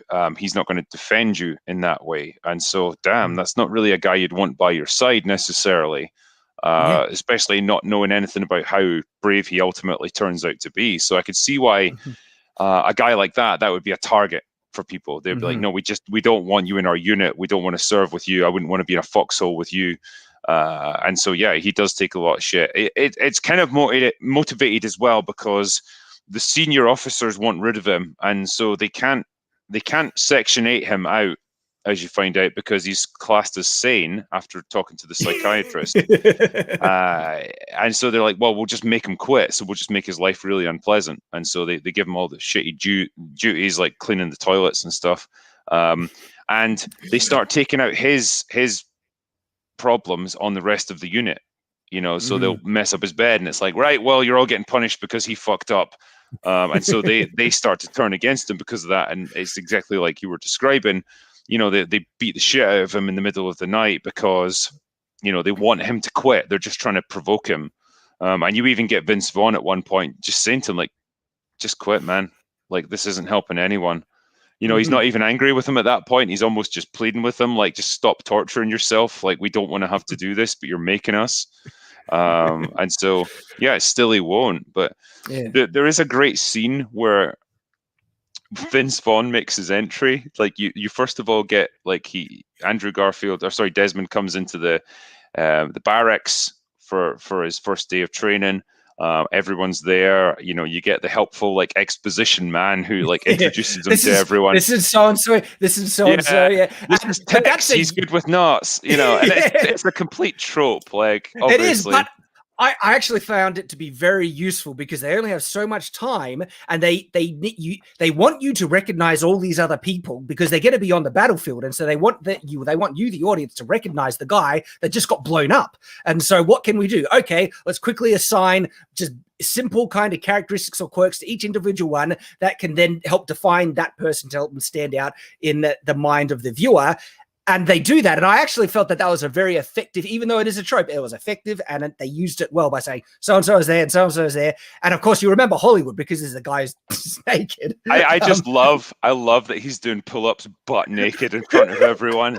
Like, the man just does not give a shit. It's awesome. It certainly makes him stand out. You remember who he is as a result. when the gyms eventually reopen here, that's how I'm going to work out in future. Just going naked and start lifting weights. But it does kind of capture it, like, not all guys interact the same way, but there are some stereotypical ways guys generally interact. And it captures some of that, like the knife throwing thing, like the guys just being reckless to show how brave they can be against other things by also being competitive and stuff like that. And so they're doing the knife throwing thing. And then one guy gets the knife stuck in the foot and stuff. And then, the guy just, what a beating. Like, that's what I am not too familiar with, but I'm sure like some guys, like to tease other guys and stuff. And so soldiers do nothing but take the piss out of each other. Like, it just, you have to do it in the military. Like, otherwise you're just not going to get along. Well, it's a way to build camaraderie and fellowship, but it's also a way to kind of egg on those that might not be as outgoing or adventurous, or even I was going to say brave, but reckless. But they're trying to build a unit where they'll support one another and get the guys that are probably more hesitant to be more ready to jump into the fray and things. And so I really get why that type of bro mentality evolves in such a environment. And I like that they kind of showed it in the barracks, this kind of guys just being guys stuff. And I was like, I liked it. Well, particularly because of the era, like, this is not this sort of touchy-feely, kind of modern culture that we have. This is the 1940s, where the whole mentality of men and how they dealt with each other was totally different from what you get nowadays. And so it's absolutely, that's how they would have been, like, particularly when you're put into a situation like that where you don't know anyone. You're going to be you're going to be in a situation where you're competing against each other in a lot of ways, and you're trying to feel out everyone, and you don't want to be the guy that gets picked on or whatever. So the way most guys would deal with that is they act tougher than they are. You act like the big dog, so no one's going to fuck with you. And so you'll do stupid stuff like throwing the knife at each other, or like, someone gives you shit, you'll punch them or whatever it might be. That's how they would do it, because they don't want to be that guy who's like the weak link in the chain. And so you've got Desmond, who comes in, played by Andrew Garfield, not the toughest looking hombre in the block, but what's interesting is they're not immediately hostile to him or anything. Like, he kind of gets shown around, and the guys are fucking around, just like playing cards, like with the knife throwing. The Vince Vaughn, their sergeant, comes in, and the guy misses and puts it right through the guy's foot. And this scene, like, to introduce a character, this is just absolute perfection. Like, he comes in and just slowly makes his way around. You can see he's like really choosing his words, and like, I think he picks out Private Ghoul first of all. Right? And again, it's assigning just a stereotypical thing about him that helps you identify him, because Ghoul comes up later on. And but you remember who it is because of that, and it works so well. Because God bless the guy, he's a bit gaunt looking, and so Vince Vaughn looks at him and he's like, "You're a most unusual looking individual," and then he just goes, "How long have you been dead, son?" It's just such a great line because he delivers it so well. I love it. And I love Chief, because he's like, to which tribe do you belong, son? And the guy's like, I'm Polish. I'm Polish. And he's like, are you contradicting me, Private? Let me hear your war cry. Oh! Yeah, it's like... But again, I think that's what these guys do. Like, their whole point of all of this training is to break each of these guys down as individuals so that they can build them up together as a unit. So it's trying to even the playing field. And I imagine they make fun of everybody equally to just destroy that ego about them, and so that they can then turn them into like a unit that's going to work together. And it absolutely makes sense. But yeah, it's a great scene. Like, he's really funny. It's not the sort of thing I would associate Vince Vaughn with either. Yeah, like he did a great job in the role. Like so many of the actors actually did an amazing job in their role in this. Like the acting is top tier, and yeah, Vince Vaughn was awesome. Like, man, he carried it really well. And like you said, it's not something you would associate with Vince Vaughn, but I haven't watched too many of the comedies with Vince Vaughn in. And so, but seeing this, I loved it. I thought he did a great job. Yeah, very much so. So I guess they go through a lot of their training then, and you find that other guy who's like the rival to Desmond, who's like the alpha male of the group. He is the top guy. Is he the guy that gets the knife stuck in his foot? No, I'm trying to remember. No, that was a different one. That's Private Idiot. This is the guy who like he goes in like full on Rambo mode like later in the movie. He's the guy who picks up like half a corpse and like goes along with the BAR, just like one hand in it. And so he's the one that like hates Desmond the most. He's the one that he competes with in the obstacle course, and Desmond beats him. But he's like right there next to him is like the tough guy. And there's a great arc with those characters because he ends up gaining real mutual respect, and he also ultimately dies. But like even when he's wounded, Desmond picks up his body and carries him back. And when he gets back, he's dead on arrival. But it's actually when Desmond needed a weight to help him get down the cliff, it's actually that guy's corpse that he is able to use. And so it's like that guy inadvertently saves Desmond's life at the end, when just by having him that the body bit still being there. And so there's this, he himself has a really interesting arc throughout the movie. And so it's great to see all these other characters get interesting, arcs of their own that help complement the main story, and it becomes a very well balanced film, when you're watching all these other things happening. Yeah. And so they've got that kind of rivalry where they're doing the obstacle course, and that guy boots Desmond down to try and slow him down a little bit so he can win. But ultimately, I think Desmond does come in first. So he's proven himself to be like a good recruit in every respect. He's dedicated, he's fit, he's going to be a good soldier, but he won't pick up a gun, and that's the problem. And it's obviously causes immediate problems with his sergeant who's supposed to be training him. And he has to go to like the company CEO and explain like, look, I signed up on the basis that I wouldn't have to fire a gun. And so it becomes this big debate about whether or not he's able to be trained. How do you have a guy serving in a rifle company when he won't fire a rifle? And it even takes him to the point where he has to get psychologically assessed, because they want to. I would like to have known if that really happened, because that is actually a part in the film that rung untrue to me, because this is a time when, the US was more religious on a whole in terms of just common practice. And so the concept or idea that someone was taking their faith to that level, that extreme, wouldn't actually be that foreign. And the fact that in the film they're trying to get him discharged based on his mental state, like they're trying to say, do you hear voices, when they're trying to ask if he listens to God and stuff like that, when in reality in that time it's not a weird thing to say that they felt God answers you in prayer or feel promptings from a greater power or anything like that. Wouldn't have rung true. And so I wonder if that was like a bit of something where we see a modern sensibility being injected into a historical period where there's more criticism that is more outspoken about the Christian belief of revelation, essentially, that God can answer prayers and things like that. It kind of felt like they just kind of recognized like this guy's going to be a problem. Like he's going to be. We can't train him like a normal soldier. He's probably going to be bad for morale because he seems like a bit of an oddball in this respect.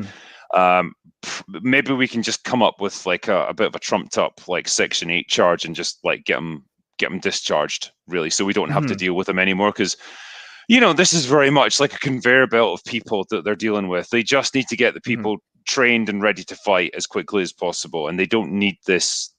From their point of view, they don't need this awkwardness of like having to deal with people with all these special issues and stuff. So they're probably just looking for a way to get rid of them, and ultimately it doesn't work.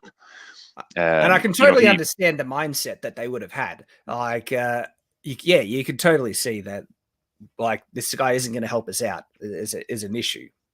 Yeah, and they have an interesting discussion actually with the psychiatrist where he's saying like, look, you've got the 10 Commandments and thou shalt not kill, but most people would interpret that as you shouldn't murder. But like war is not like that. That's a very different thing where it's almost like it's a special case. You're allowed to kill people then because you have to, but he won't bend on this one. That's his principle, and he's going to stick to it. And so that's the driving force behind his character through the whole movie. He's not going to bend on this, and so. As we were saying earlier, they resort to more and more extreme measures to try and make him drop out. They give him all the shitty KP duties. They won't let him. I think they refuse him leave so that he can get married to his sweetheart, which is awful because man, she's beautiful. And that actually leads to a great scene as well when he's in the cell and he snaps, and it shows like this guy. He has emotion. It isn't easy for him, and he starts punching the wall heaps, and he just rages. And it shows like this is a guy. He's got limits to what he can bear, and he's got rage. He's not like this perfect pacifist where he does have anger, and so that was a scene that I also appreciated. That also rung true, and I'm glad that they showed that side to the character as well to show that He has anger as well, just like any other guy. But it's like he's trying to hold the anger back because he's afraid of what he could do if he gives into it. Yeah, they definitely needed that for him because I think you would end up portraying him as a bit too much of a perfect, angel almost of like, he never gets angry no matter how much you provoke him, and he's always composed. And you need to show him as just a human being with the same emotions as the rest of us. He's just trying to live by different principles, I guess. So I think what it culminates in is that his company CEO comes in, and he's a proper hard case who's like, you need to prove that you can fire a rifle to pass, otherwise we're going to court-martial you if you refuse to obey my orders. And so he's like, well, okay, well, I guess I'll go for a court-martial then. And I think initially they want him to plead guilty, but he decides not to. And that's when they go to a proper trial where potentially he could end up spending the rest of the war in jail, but that's where his dad intervenes and tracks down like a man that he served with in the First World War, who's now a general, and he's able to use that influence to get like a written order basically saying you can't court-martial this man because the orders you gave him were not legal in this condition. So it's quite cool when you see him going to the court with like he's got his old World War I uniform on again, and the fact that he kept it as well is interesting. Yeah, like it was obviously a horrifying period of his life, but he didn't get rid of it when it was all over. He kept it and his medals. Now, like I'm so familiar with the actor, but I just can't remember his name, and he's an Aussie as well. So I was like, "What?" Hugo Weaving. Hugo Weaving. Because he did the role so well, like because there was a lot of range that you needed to reach as an actor in that, because there are points where you see the dad breaking down in like just despair and emotion, yet there's also all this hesitancy and anger and all that stuff. And man, like he sells it, and I just thought he did a great job in the role. Yeah, he's. I mean, Hugo Weaving is just one of those actors. Like he's great in pretty much everything he does, and he can elevate a pretty crappy character just by his performance. He's obviously been in some incredible movies. I loved him in V for Vendetta. I really must review that at some point. Even though it's really just his voice that you get, but like he does it great. He does a lot with it. Yeah, and the sort of physical performance, like basically you get his whole mannerisms just from how he tilts his head and stuff, like with that mask on. It's like, wow, it's quite a film. But it's a great scene, and it's enough to avoid court-martial for him, so that he's allowed to go and serve as a medic. That's him. That's him achieved his goal, I suppose. Like he's gotten through training, and then the movie just jumps to Okinawa in 1945. Like there's no in between, they're just there.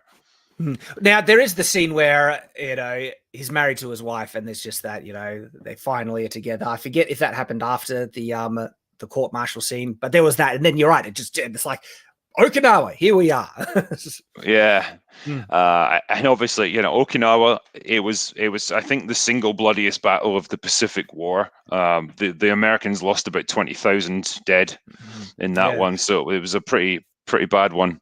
And they're kind of depicting that this is the first combat that Desmond is seeing and his unit is seeing, when historically they had already seen combat, and he had actually been, and he already had a reputation of the miraculous guy that isn't getting shot and stuff. But of course, within a film, you only have so much time, and so I can see why they want the focus the film on the main event, Hacksaw Ridge. That's what it's called after. And so I totally get it, but I always like pointing out, all right, this is what happened historically, and that's what's in the film. Yeah. Yeah. You obviously understand from watching the scenes then that this battle's been going on for a while. They are making their way up to the front line, and they're passing like troops coming the other way who are coming back, and they've all got the 1,000-yard stare. There's trucks loaded up with dead bodies that they've just been piled in the back. So that they're going into a pretty horrendous situation. What really surprised me is the scene like where they're going up to their deployment area, and it's basically they have to scale like 100-foot cliff, which is really odd, because it's like if there was any snipers or just one guy with a machine gun, he could just mow them down as they're climbing this like really cumbersome net. But I don't know, maybe that's how it was in the actual battle. Well, okay, so yeah, I looked up the history of this, because when I was seeing that, I did have the thought like, why can't you just go around them? But because I knew this was a historical film, that there must have been a reason why they couldn't. And so when looking at one of the documentaries on Desmond Dawson, this thing, and so Okinawa, it was heavily fortified, like all around the coastline, and there were like ways of approach that if you attempted that, you'll just get destroyed, blown out of the water. And so they had this like section that they were able to get a foothold on. But if they tried to approach in other areas, it was like suicide. And one of the issues, though, is that you have this cliff face that runs this length of, when you go inland a bit, and then you hit this cliff, and that's where they've, fortified and set up. And so there really was a cliff. The real cliff was half the height that they showed in the film. It wasn't, I guess, insanely big thing. It had a height to it, but it wasn't it was about half the height. And they did have a cargo net to help people climb up. So, because what they had found is that if there were other areas where it was easy to get up onto this cliff, that there were a lot of hidey holes and corners and turns and everything where it was really hard to get a bead or a indication of where the enemy was. But on this ridge, when you get up, there was more kind of open area that you could go forward on. And so it seems like that's why they chose this specific spot to try and take the ridge and then push further on into the land. Okay. You're right. It's interesting about setting up, someone on their side. I don't know why. It doesn't seem like that happened. They kind of showed in the film that any Japanese soldier that even poked their head over that ridge just gets blown to hell by all the guys down there. But again, it makes you wonder. Well, yeah, I mean, obviously, if you've got an elevated position, you've got a huge advantage over your enemy. All it takes is for you to just lob a bunch of grenades over the edge, and you've wiped out half a company right there. There's nothing they can do. You're firing down onto a net when they're trying to climb. They're totally defenseless as they're making their way up. I mean, tactically, I would say they mustn't have just hung around at the base of the cliff. They must have only approached the cliff when they're ready to do an assault, so they'd be out of range of fire. And it seems like they were only doing that after it gets bombarded by the ships on the ocean. And so if there was anyone hanging out on the cliff trying to shoot anyone that approaches, well, they're going to get shelled to oblivion. And so the Japanese were forced to get underground and hide when that was shelled, and then they do the launch and approach. And that would explain why the ridge wasn't defended and allowed them just to get up on there.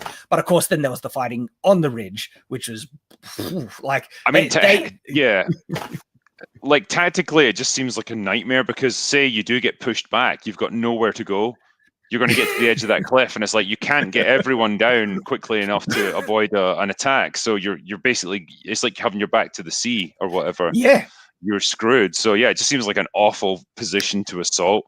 They seem to go in with like very few men as well. Like there's probably a company's worth there, which is what, a couple of hundred. It's like you would need 10 times that number to assault a fortified position like that, even with naval support. But I don't know if it's just a limitation of the film and number of extras they could get together for it or whatever. But it seems like quite a small number of men they have for something like that. But yeah, they go up and straight away they encounter like really fierce resistance the whole way.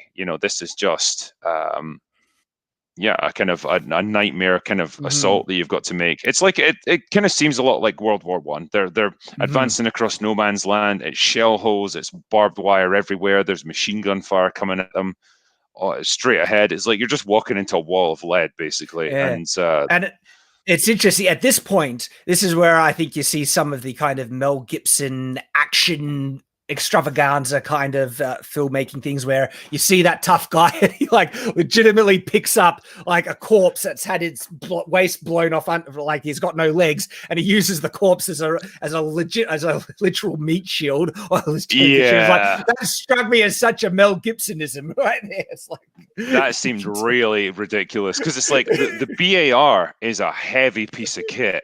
Like that is basically a light machine gun, but instead of belt fed, it's just got a big magazine on top, and like, sorry, on the bottom, but yeah, like it's the sort of thing, even with two hands you'd be struggling to hold it level, but like firing it one-handed while holding a corpse in front of you, like you'd have to be superhuman to do something like that, especially firing it with any degree of accuracy. But yeah, it's straight out of a different film by the looks of it. It's a really weird moment.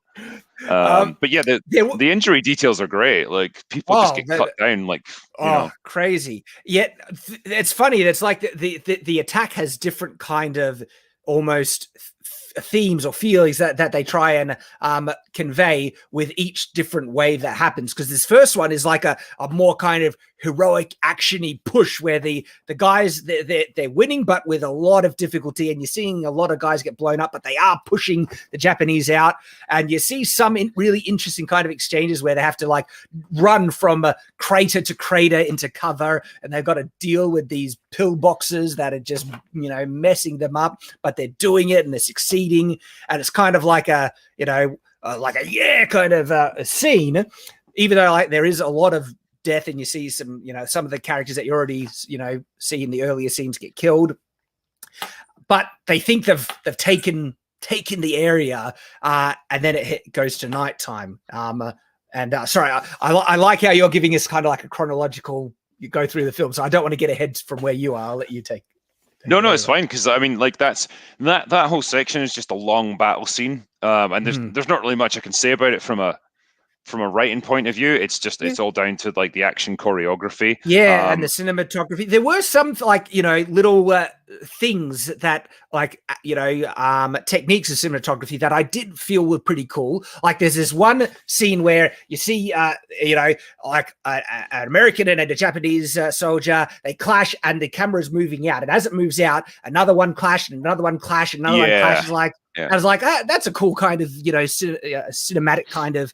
use of camera and conveying the conflict and stuff like that. And so there were things like that I just felt were good, like interesting, creative ways to convey this battle in like with different aspects and stuff. And it's like, so I think Mel Gibson does have a talent in that kind of thing, finding interesting ways to just visually show stuff. He does have that trope of doing the over the top action thing with the corpse and everything. But another aspect, I actually can really appreciate his directorial style with how he kind of shows action at the different shots that is picking and things. And in an interview was saying that they were trying a whole heap of different stuff. Like they like at one point, because they were limited by budget, he went and bought some like $1,500 Black Magic Pro cameras, and they attached it to like, a rocket. I threw them to try and get a shot of a grenade going through the air. And it's saying, well, you didn't get the shot we wanted, but they were trying all these different things. Well, there's one bit where they mounted one on a gun, And so you just see the barrel attached to the camera, and it's tracking as it's firing, and it's quite a cool shot actually. Like again, just something that's a bit different from your standard, overhead shots or whatever. So it's quite good. Like people were mentioning in chat actually that this movie wasn't done on a huge budget, and I think you do get a sense of that at times. Like the artillery bombardments from the ships look really fake, and it's obviously just CGI'd. It doesn't ruin the film or anything. It's just something that you would, if it was a bigger budget, it would look 100%, real. And it's just maybe just a hint there, but generally speaking, it's fine. There's some properly gory scenes where Desmond happens across a guy that's had both his legs blown off, and it's like there's just it's like roast beef hanging off the end of his legs. Like he's in a mess. Like he really is. But again, he's been told like just leave him behind because he's not going to make it, but he insists on hauling him out of there. And you see him later, I think, back at the medical station, and he has survived. And it's funny because it makes like very utilitarian, practical sense to only focus on the ones that have a higher chance of surviving. But still, like, how would you feel if that was you, like lying on the battlefield with your legs blown off? And I mean, they sell that with the guy saying, "No, don't leave me," kind of thing. I can't remember exactly what he says, but it also shows the compassion of the character as well. And so that's another like little thing that I love that they added in. Yeah. The sort of battlefield triage that you get, or that they were forced to do, like you really get a sense of that in Saving Private Ryan during the Omaha Beach segment, where there's like the medics are making their way along the line of like casualties, and it's like this guy's like routine sort of assessment. Next one's a priority, the next one's dead already, and it's like, and other ones it's like you just got to give him morphine because he's not going to survive. And that's how quick and efficient they had to be, because it's like there's only one medic to like 100 guys, and so what can you do? You can't help everyone. And you have to sometimes be that utilitarian as well, because I'm not saying like necessarily that what the guy was saying, leave him, was wrong, because there will be some people who have just their guts completely blown out and they've got minutes to live, and there is no chance that you could save them. What are you going to do? What can you do? I mean, in a situation like that, you've probably got dozens of guys screaming for a medic, and it's like, damn, where do you go first? You can't imagine the kind of decisions that they would have had to make.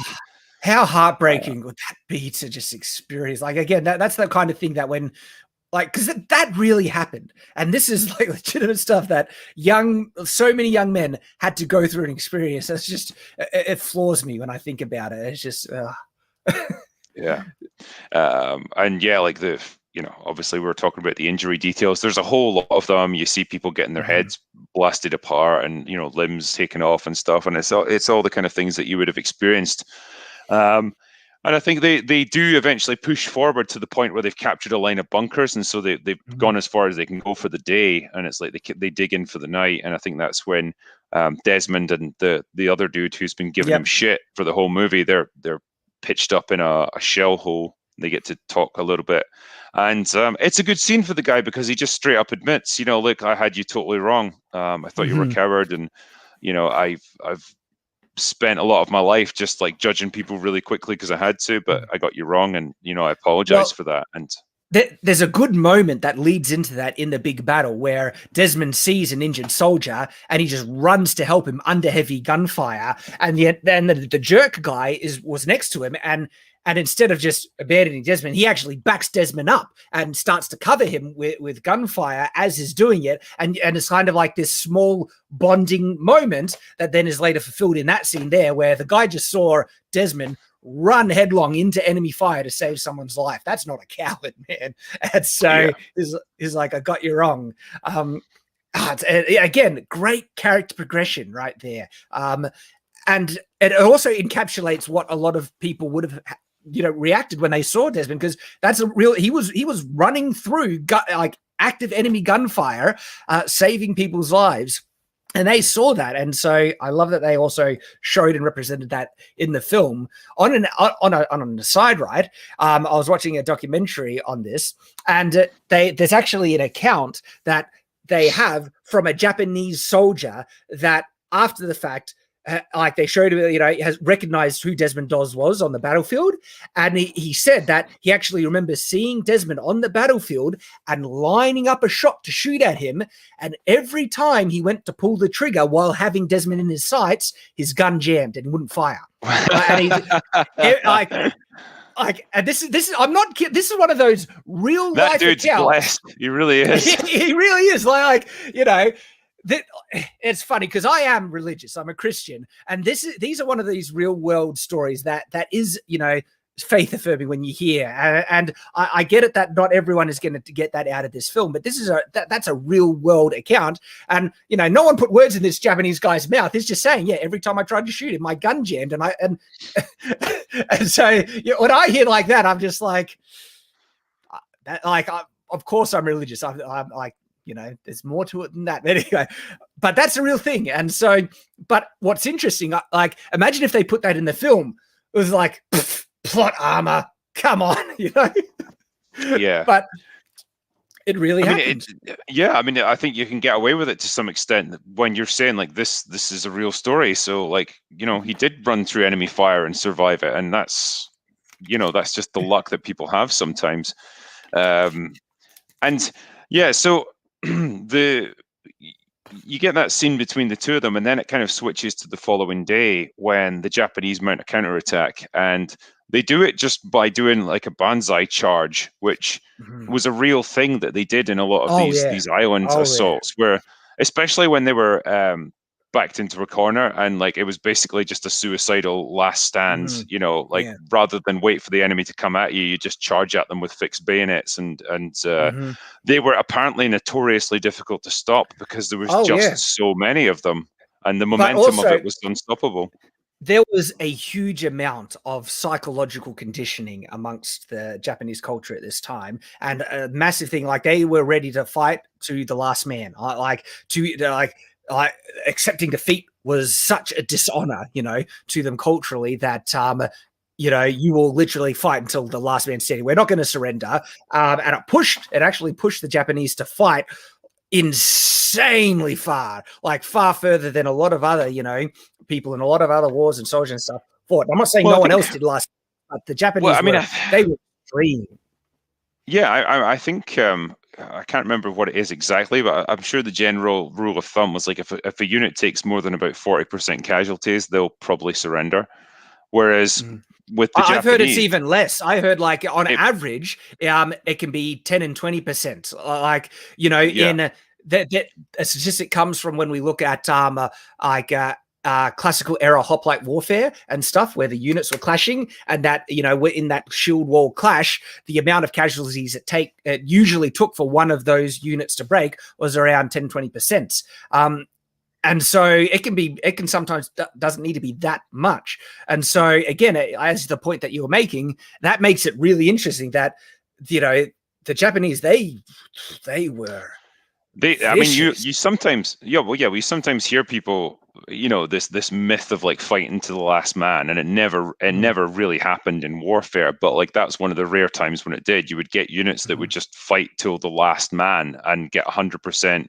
They would get wiped out essentially because that's how they were taught, and it's another reason why they were so unforgiving towards prisoners that they took, because they saw it as a tremendous dishonor, and so they saw prisoners as not even worthy of life, and that's why they were out of all of them, I think they were notoriously brutal towards anyone that they captured. Totally. I don't think a lot of people actually. I think a lot of people actually don't understand how extreme the Japanese people and culture were at this time, and it was not a good culture. If you want to, everyone looks at the Nazis as being the huge bad guys, and they were really bad. The Japanese were close behind. Look up a thing called the raping of Nanjing. They were full on, right? And it was a massive problem for the, safety and security and freedom of the world of Japan at this time, with the culture they had at that time. I'm not talking about Japan now, but at that time, if they actually gained strength and had a foothold, because it was honestly if you just want to judge it based on concepts of freedom and human rights, that Japan was horrible. like horrible. Yeah. And they were extreme racists, like full on, racial supremacists in the same vein as like the Nazis were. They thought they were the masters, the ultimate, and everything. And it's interesting because I'm interested in many cultural influences in warfare, and the one that I often look at, of course, is medieval history, times and culture, and how that affects the concepts of chivalry and stuff. And a comparison that people often bring up is the samurai and stuff. And it's interesting to see what kind of cultural practices were not only carried over, but re-emphasized in this time in Japan to get them to have this idea of, like death being better than surrender, and looking at surrender as this horrible disgrace and everything. Well, I think they kind of revived the Bushido code, didn't they, in terms of honor and exactly like you say, being captured by the enemy or surrendering was the ultimate dishonor, and so you would do anything to avoid it. And that was how they were able to, have units fight beyond the limits of their endurance and beyond any sort of like utility in warfare, because they just wouldn't accept the idea of surrender. And apparently the experiences the Americans had on Okinawa, the sort of casualties they took and how hard the Japanese fought, it was one of the big influences on why they dropped the atomic bombs. Because they took the sort of casualty figures of this, and they're like, look, if we do a full-scale invasion of the Japanese home islands, we're going to take at least 500,000 casualties, if not more, and the Japanese are probably going to lose 5 times as many. So we can't do a campaign like that again, like not after like everything else we've done. Totally. Like I agree. I think dropping the nuke was it was like a last resort, but it was a resort that was the tactically best thing to do in the situation, because it actually did save lives by doing that. It saved a heck of a lot of American lives, but it also actually saved a lot of Japanese lives, because if they were ready to fight to the last man, like, completely, and they would have fought tooth and nail. Yeah, you'd be probably talking 3-4 million Japanese dead if they'd done a proper invasion of Japan. So it's amazing to think that you have to. Well, sorry, I didn't mean to interrupt, but one of the things that they took pride in was the amount of losses that they were able to inflict on the aggressor, even in defeat. Okay, the fact that they could cause them to sacrifice so many lives and still being defeated gained something to them. And in their mind, they wanted to show that if you're going to come after us on our homeland, we will cause you to lose so much life that you will not want to do it. And the Americans realized that's exactly what their tactic was. But guess what? They actually just, developed a massive weapon that they could throw at the Japanese and not lose a single American life. And so that thing that the Japanese wanted to inflict upon their enemy, even in defeat, was robbed from them. So then they're in this situation where they're only going to lose life. What are they going to do? Yeah. And so like the result was then a foregone conclusion. But yeah, this was the campaign that kind of influenced all of that. And you can see the insane amount of casualties on both sides as a result of it. And so, they launched this massive counterattack that pushes the Americans back, for all their weaponry. Like they still can't stop them. And I like it they show it. Yeah, sorry. I just like that they show it like this suicidal charge where all the Japanese, some guys aren't they're not wearing some guys are going in without a top, and there's some even look like they don't have ammo. They're just stabbing as they're going, and they're just this suicide, insane wave running in. And I think I appreciate it because it shows you the level of extremity that many of these soldiers will push to. But there is a bit of balance that I like. Another great film that tries to capture what was going through the mind of many of these Japanese soldiers is Letters from Iwo Jima, and it's directed by Clint Eastwood. And it's a really interesting film because like there were many soldiers amongst the Japanese that were like full-blown conditioned into massive extremism, right? Where they were brutal and they were not good guys because of this conditioning. But it also shows an almost sympathetic view of that these are people that are getting forced into it by their government, that, you know, you need to be patriotic. And if you're not, we will shoot you, basically. You know, you will do this. And then it shows you because it shows you the point of view of many of the Japanese soldiers, that there's this expectation to fight to the death, but some are thinking, I don't want to die. What if we surrender? If we surrender to the Americans, they'll actually treat us well, where our own side is going to kill us. And so, yeah, Letters from Iwo Jima is a great film that shows you more than one perspective of the Japanese soldiers during this conflict. And it's worthwhile. It's a good film. No, it's excellent. It's really good. And yeah, it's a good point of comparison for this one. I know obviously they're different islands and kind of different campaigns in that sense, but it's dealing with similar issues. And yeah, so in this one, the counterattack pushes the Americans right back off the edge of the cliff. They have to withdraw, but they are forced to call in an artillery strike to cover their retreat, and it results in a lot of their guys getting left behind. They're wounded, and they can't make it back. And it's only Desmond who's left up there by himself. And this is kind of the centerpiece of the movie for him. This is his action that saves so many lives. He keeps going back like again and again to bring wounded back, and he lowers them down over the cliff. And it's just, again, like, if you didn't think this was real, if you didn't know this was a real story, you'd be like, there's no way a person could do this. How would you get away with it? But somehow he did. Just how physically taxing this would be, right? And so I'd watched the film, you know, I forget how long ago, and I'd forgotten how many people he had actually saved. And so when I was watching it recently, I was thinking it's probably 30. You know, I think I was thinking that, and I thought I was being too generous. 30 is probably too much. And I thought, like, when I had 30 in my mind, I was thinking that's insanely heroic, saving 30 guys' lives. But I think that's even too much. Realistically, it's probably going to be, 17, 20 or something like that. That's actually I had, right? And then you watch the film and it shows you at the end how many lives he's saved through this engagement on Hacksaw Ridge specifically. It was like 72. I can't remember the exact number, but it was in the 70s. And when that came up, I was just like, again, I was blown away. I was like, no way. Because, like, you see him, is actually on the ridge. He did have to lower them down on a rope. Like he had to throw the rope around an old stump, like, your tree stump, right? And physically lower them down. And then after that, he dragged himself out and found more wounded men and brought them back. It's. I mean, for us, just doing that once or twice would be tiring. So to do it 70 odd times, like, I mean, you see, like, you get the scene where his hands are all bloodied and stuff because he's used the rope so many times, but he just forces himself to keep going. Mm-hmm.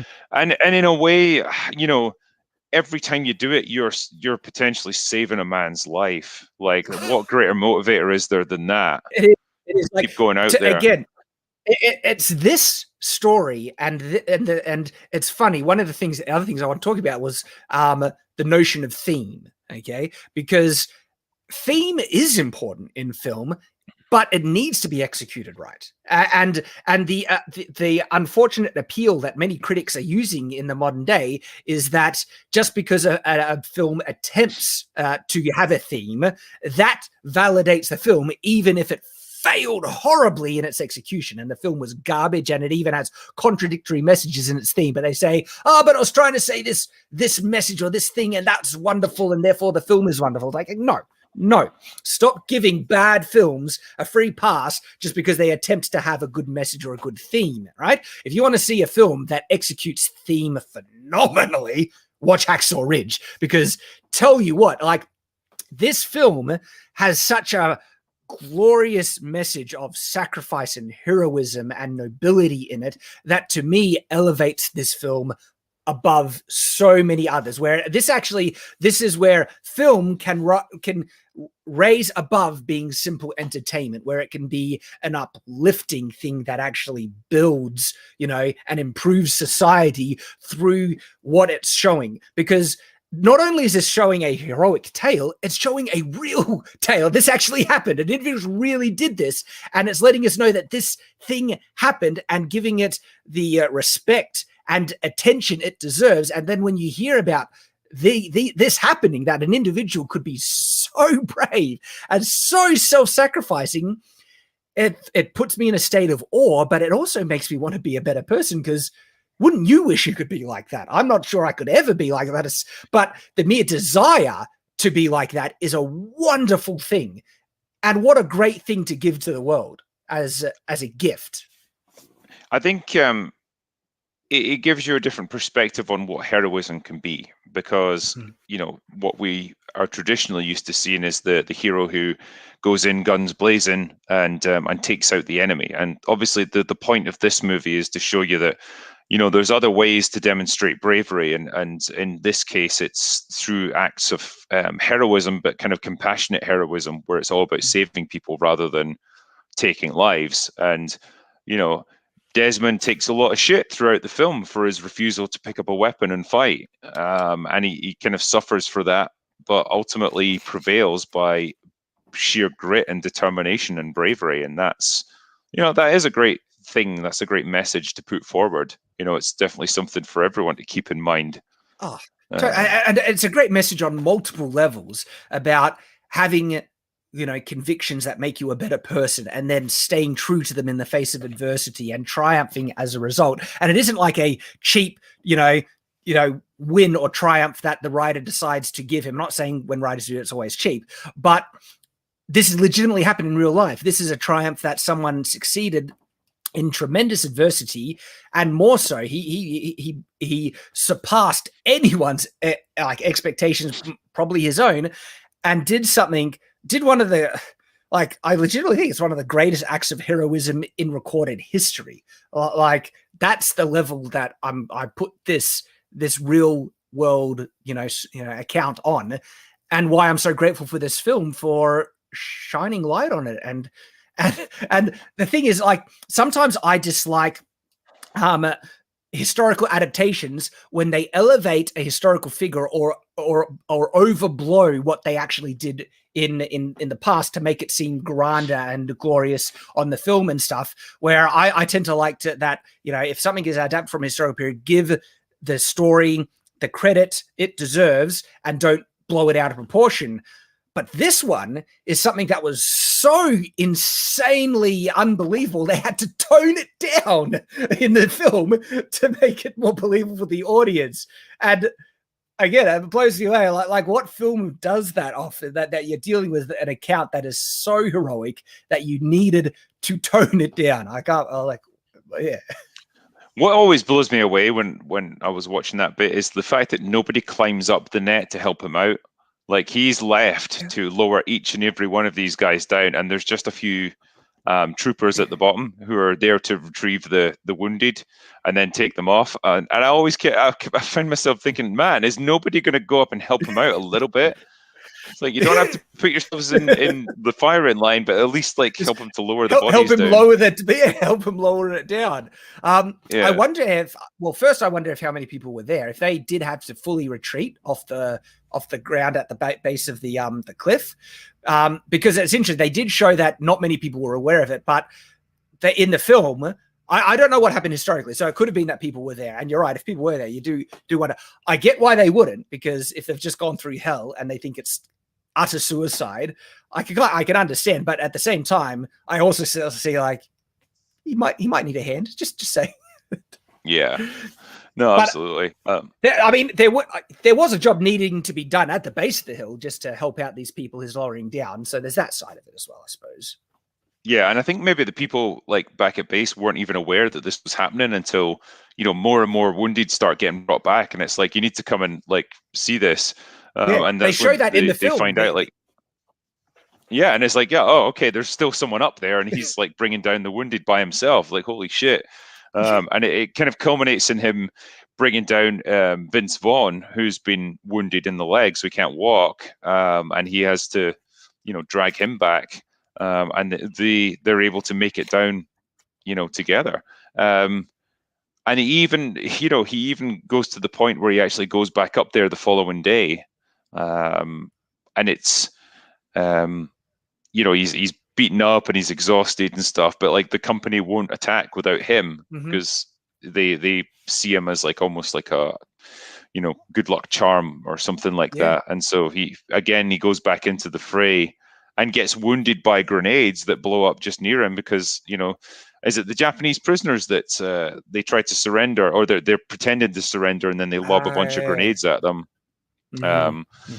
which again I think happened. They would they'd come out of their foxholes and pretend like they were going to surrender, and then when the guys close in, they would just hug them with a grenade, and they'd both get killed. And you could see then how, man, you'd be pretty reluctant to take any prisoners when something like that could happen.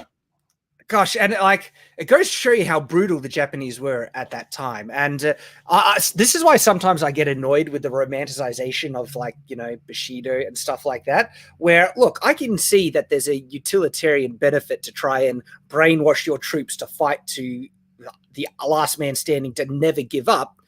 But it's also a horrible thing. Like if you just fine with killing your own soldiers, and even in a state where victory is utterly impossible, yet you're going to force them to fight to their death anyway. That's horrible. That's horrific. That's terrible.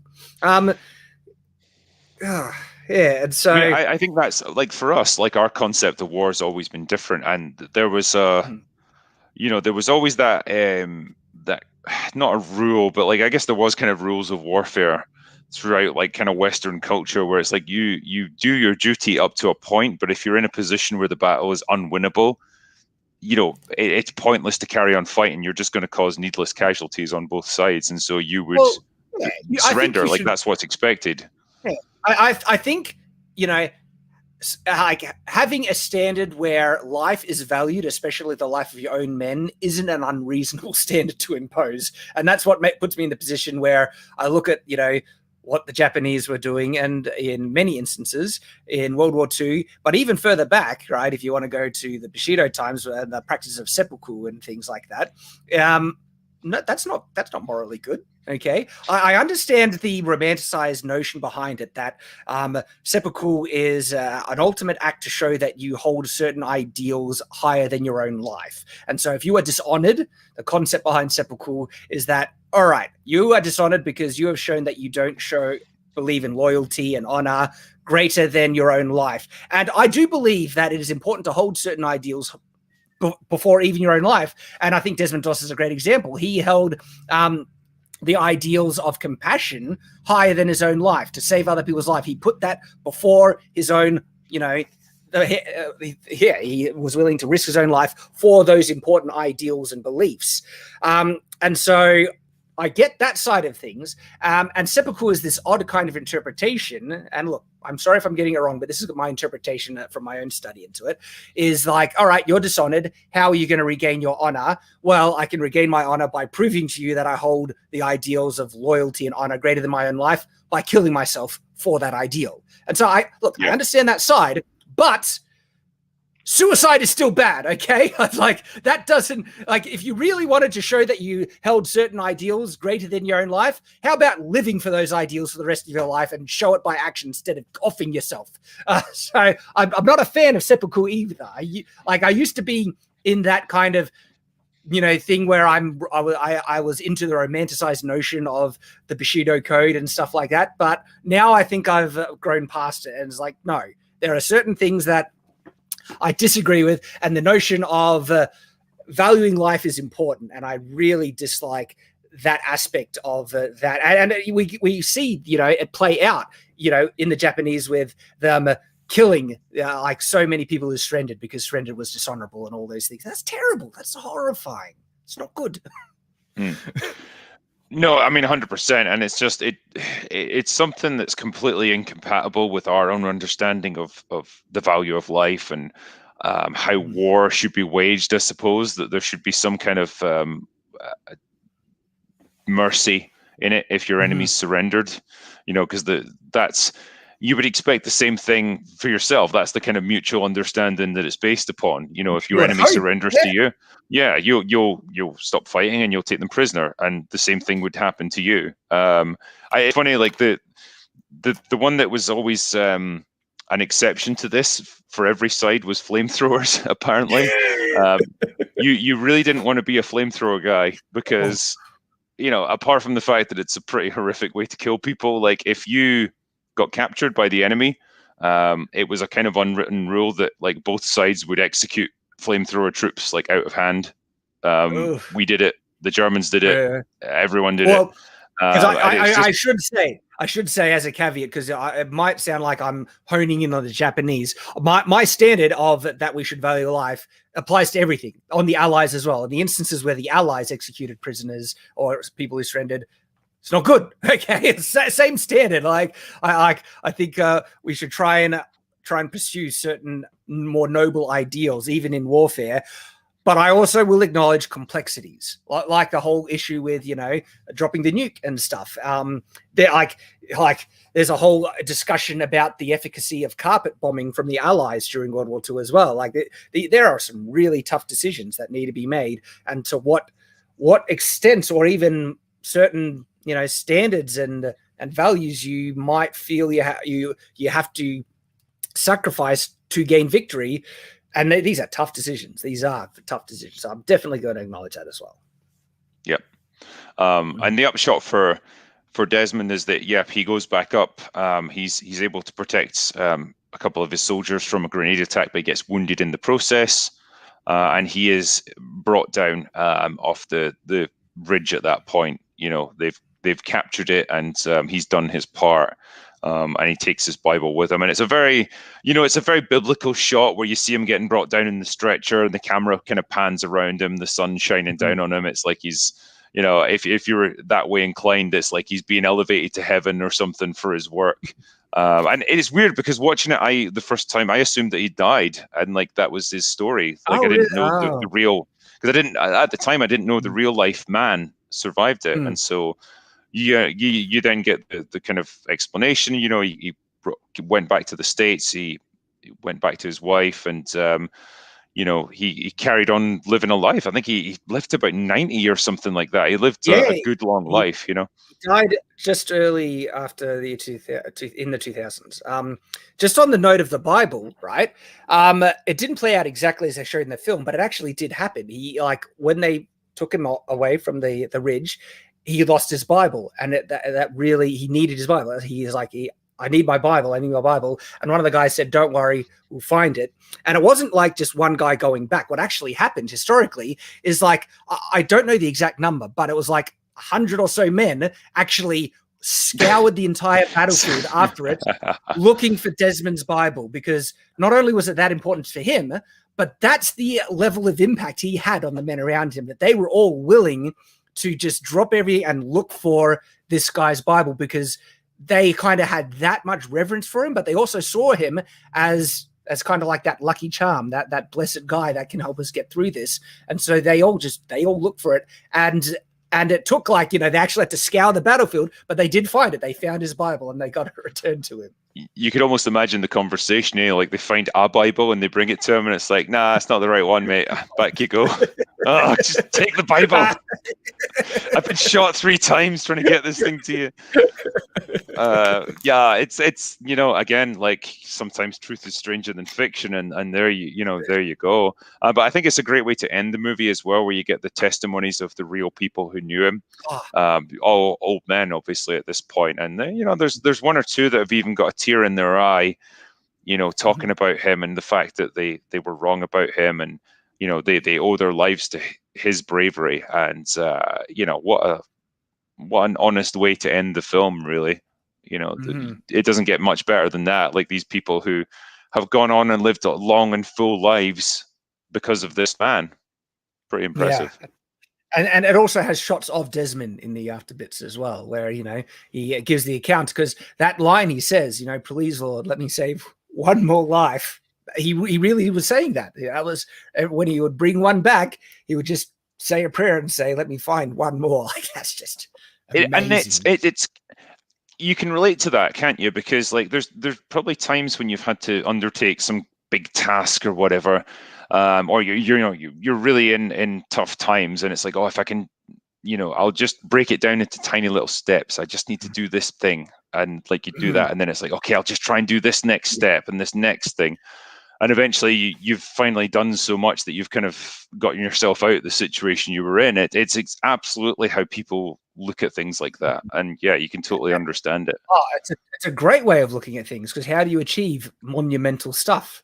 Just break it down as one small step at a time. And like, imagine if you thought after he saved that first guy, please let me save 70 so more. It's like, that would be overwhelming. Yeah. But no, he didn't focus. He said just one more. And when he brought that one back, what did I do? I could save one more again. I'll do that one more. And he just pushed it every single time. And then yeah, it's astounding. And so yeah, it's hard. Like I said, it's hard for me to actually express how much I appreciate this film. Like, I get annoyed when like Hollywood get really, they love sniffing their own farts and saying how wonderful we are. Look at what we make and stuff like that. And I think they elevate their craft far greater than what it deserves. They're entertainers, but on the rare occasion, I do feel there is a film that actually raises above being entertainment, and this is one of those films. Like it's up there for me. Absolutely. And it's being from Mel Gibson, he's had some tough times in his career. I guess like he's made some mistakes in his personal life, and that's really really hit him hard in terms of his career opportunities. And movies like this are part of his his way of showing, look, I can still produce great films. Yeah, if I'm given the opportunity. It's a great FU to say, like, hey, I can, yeah. I'm not only gonna make good films, I can make phenomenal films. Okay, and I like Mel Gibson, right? Yeah, he's made mistakes in the past, but just listen to him. He's a down to earth guy, right? And is trying his best, and is funny, and man, he can make some good films. It's funny. I give Braveheart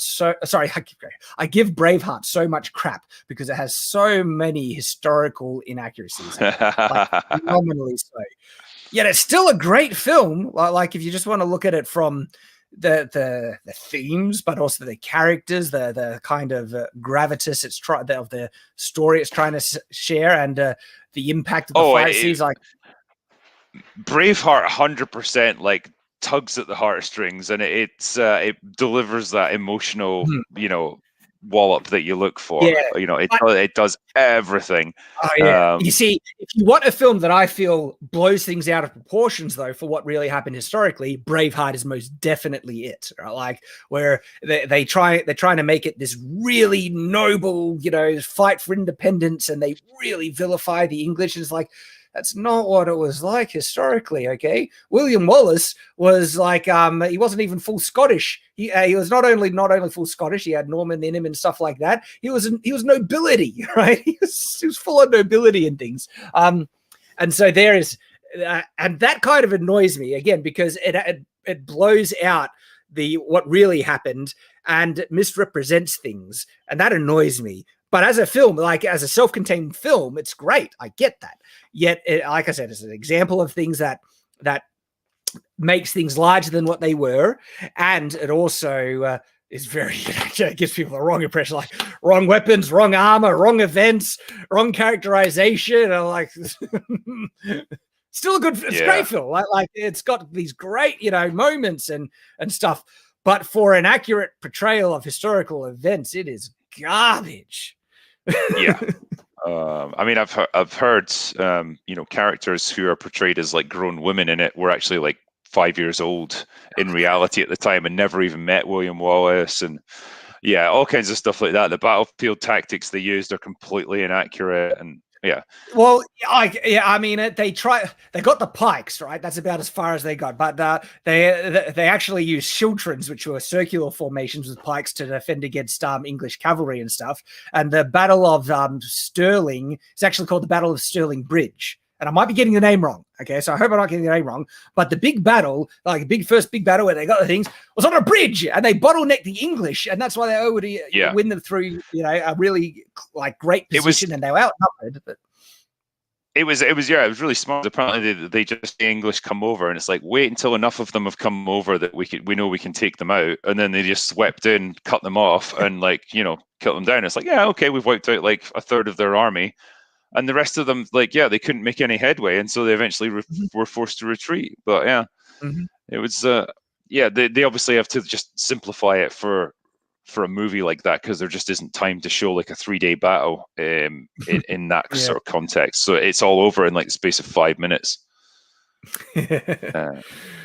I would love it if they showed like a 3-day battle. That's like my jam. Bring it on. But I totally get, like, this is where you run into that complex discussion about historical adaptation and the constraints of the conventional film narrative, essentially. And I get that. And I do understand that concessions do need to be made. And like, I think this one, Hacksaw Ridge, is a profoundly better example of how to do it right, okay? Where you can add in things that didn't necessarily happen, but they're needed to convey the story of the film and to set up, you know, the motivations and reasons for why this character is doing these things. And then they try to be as true as possible, and they don't overblow what actually happened. In fact, in this instance, they downplayed it. And so, it's great on so many levels. No, it was a really entertaining movie to watch. It's got that great kind of emotional payoff by the end, and you know, like we were saying earlier, the sort of central message of it is a good one. You know, the heroism doesn't always come in the format of like running in there with guns blazing. It can come in the form of like compassion, and you know, this idea of him, you know, sacrificing a great deal and making his life harder in a lot of ways to stand by his principles. It's, you know, it's a good theme. It's a good idea to discuss. And yeah, the fact that it's a true story is just, it's pretty inspiring. So all told, yeah, it's a good film. I liked it. I liked Hacksaw Ridge. It's funny as well because Andrew Garfield is not a guy I would typically want to see in a role like this. You know, I think in the past I've always seen him as like just a typical Hollywood pretty boy and kind of a lightweight in terms of acting. And I think a lot of that was just because he was in the Spider-Man movies and, you know, maybe it wasn't a great bit of casting there for him. But, you know, he's kind of moved on to more serious stuff and more challenging roles. A bit like Robert Pattinson, actually. Like, I didn't think much of him until I saw him in The Lighthouse. And it's like, oh, wow. No, this guy can really nail it as an actor when he's properly, you know, when he's given the chance to do it. So probably did him a disservice, I guess. I'm skeptical of him as Batman. You're on notice, Robert. We'll see. Yeah, very much so. He's got limits, I think. Yeah, you know, I'm the type of guy that I want my superheroes to look like superheroes, and so I kind of I like that the guys that have played the role recently have really buffed up into it, and so there's that. I'm not sure how much truth is to it because there's all these rumors, but you know they're saying how Robert Pattinson wouldn't buff up for the role. I'm like, come on, man, commit. Yeah, if you're under contract, like it'll be in the contract that you buff up. You know, so I don't know if it's just like, oh, he's kidding everyone on, thinking he's just going to show up all skinny and he'll be absolutely massive, you know. There is a side to him that I think he likes to troll a lot because if you see him, like he hated being in the role in Twilight towards the end. And so he just started trolling people and just saying things as they are. It's like someone asked him, you know, are you going to be sorry to leave the role in Twilight in this interview? And his response was, I'm sure some people will be sorry, something like sorry for them or something. And he just laughed because he was ready. He was done with it. He was out of it. I don't blame him in the slightest. I mean, those movies were just garbage. They were obviously like a springboard for his career, but man, what a way to start off. I have a guilty pleasure for Twilight. Twilight is one of those interesting discussion points, which actually plays into what we were talking about before, about what a film or even story is trying to be. And because I find it so intriguing that it's so ridiculously successful. And so whenever I see that, I think, okay, it's doing something that is working for this audience, like massively so. And then what I see is I want to know what are those things. All right. That's the kind of the part where what's your take? I think but I think when your audience is like teenage girls, like the benchmark is not particularly high in terms of like quality storytelling. Like you're just literally providing them with a hot guy and lots of feelings and, you know, longing looks and you know, it's all like emo stuff and it's all about like brooding, you know, emotions and stuff. Like you're right. But if you can sell that well or do it well or even in the extreme, it seems like that can work for a lot of people. And I'm not saying it means it's good. Well, it depends on what standard you use then, doesn't it? Because I think I would need to rewatch those films and do some kind of honest review of them, because it's been I've only seen them in passing, and it's been years and years. I don't think I've even seen all of them. I think seen a couple, and I just remember being bored as fuck. I was on my phone 90% of the time. I've gone further. I've listened to the books. I've actually done all the books. Oh, my wife liked it, right? And so I don't think I would have gotten through it if it was on my own. But because she was listening to it, I was happy to just do things as it went on. Like I'll do I'll do SketchUp 3D modeling while it was on the background and stuff. Because there were parts that did drag for me. Yet I could see some of the other parts that she liked in it. And there were parts that I could find enjoyment in. And it's very Guy thing. I actually kind of liked the superpower side of the vampires. And it's dumb, but I was like, I wanted to see Bella become a vampire, to see her superpower come out and everything. And so it was like the X-Men side of the Twilight series. Is it's interesting. Robert Pattinson's obviously gone on to better things, and what's her name? Kristen. She's gone on to Charlie's Angels. And she'd done him dirty. They were going out, and then she cheated on him. So yeah. Oh man, what goes around comes around, I suppose. Well, I was going to say we do have quite a few super chats that obviously have been building up as we've been doing this. If you're all right time wise, we could maybe go through them and see if we can do it. All right, cool. Yeah, I'm sure a lot of them will be for you anyway. So let's see here. Chucksenhausen says, Drinker, after seeing the legendary Hawk's fighting progress to new heights, do you believe he has a real shot at being an action superstar? This is Hawk from Cobra Kai. Absolutely. I want to see him be the new Rock. Also from Chuckenhausen, I'm just going to say it, Gibson's one of the most legendary filmmakers out there. I don't give a damn what these Hollywood quacks say about him. I mean, he's definitely got focus that he brings to his movies. There's an intensity about them for sure. Yeah. I like him as a filmmaker, like genuinely, and the fact that he's shown that he can adapt historical. I don't know how much credit goes to him into how well Hacksaw Ridge was adapted when Braveheart's historical things were adapted so poorly. So I'm not sure if it falls on the writer or not. But as a filmmaker, yeah, he's got a visual style, and I do enjoy the way he paces action scenes and things. Yeah. What's the next one? Charles Hurst says, Drinker and Shad, the universe will be destroyed by the concentrated awesome. Love your books, gentlemen. Keep up the great work. Thanks very much for that, man. And yeah, Shad, you've got a book out, Shadow of the Conqueror, isn't it? I do indeed. Why not shill it? Well, I can. Yeah, why not? Indeed. Available from all good online retailers. There you go. And it came with a recommendation from someone in chat. So I'm happy to I'll rest on that. Are you working on a sequel? Is this going to be part of a series? Yes. Yeah, so I wrote it as a standalone with sequel potential, and so I definitely already have started a sequel to it, but it's not going to be the next book I decided I'm going to be pushing out. The next one is actually going to be a medieval epic fantasy that I'm in the process of writing, and so I'm excited for that one. So there will be a sequel, just not as soon as people. It breaks my heart. I was not expecting the response to be so positive, and I was hoping the response to be so positive, but I wasn't expecting the demand for a sequel to be as strong as it has been, because people have turned out really loved the world and they want to see what happens to their character. Because I was thinking, and I was wrong, that there is a very distinct arc in that story where the character finishes at a very distinct point that I thought would be good to rest on, and then I could work on some other things and come back to it. But no, people really want the sequel. I will get to it, and so I want to do it sooner than I had planned, but it's not going to be in the next year or so, which I'm sorry, it breaks my heart. I wish I could do more. I'm trying. How do you balance it? Because I've been having trouble finding the time to write because there's so much other work I'm getting stuck into. Yeah, It's kind of a new one because like I only did my final book after my YouTube channel really took off. Like before that, I wasn't making videos, so it was fine. I could devote more time to writing. And yeah, you just have to set aside a certain number of days each week and be like, right, I'm not going to do anything YouTube related. I'm just going to write.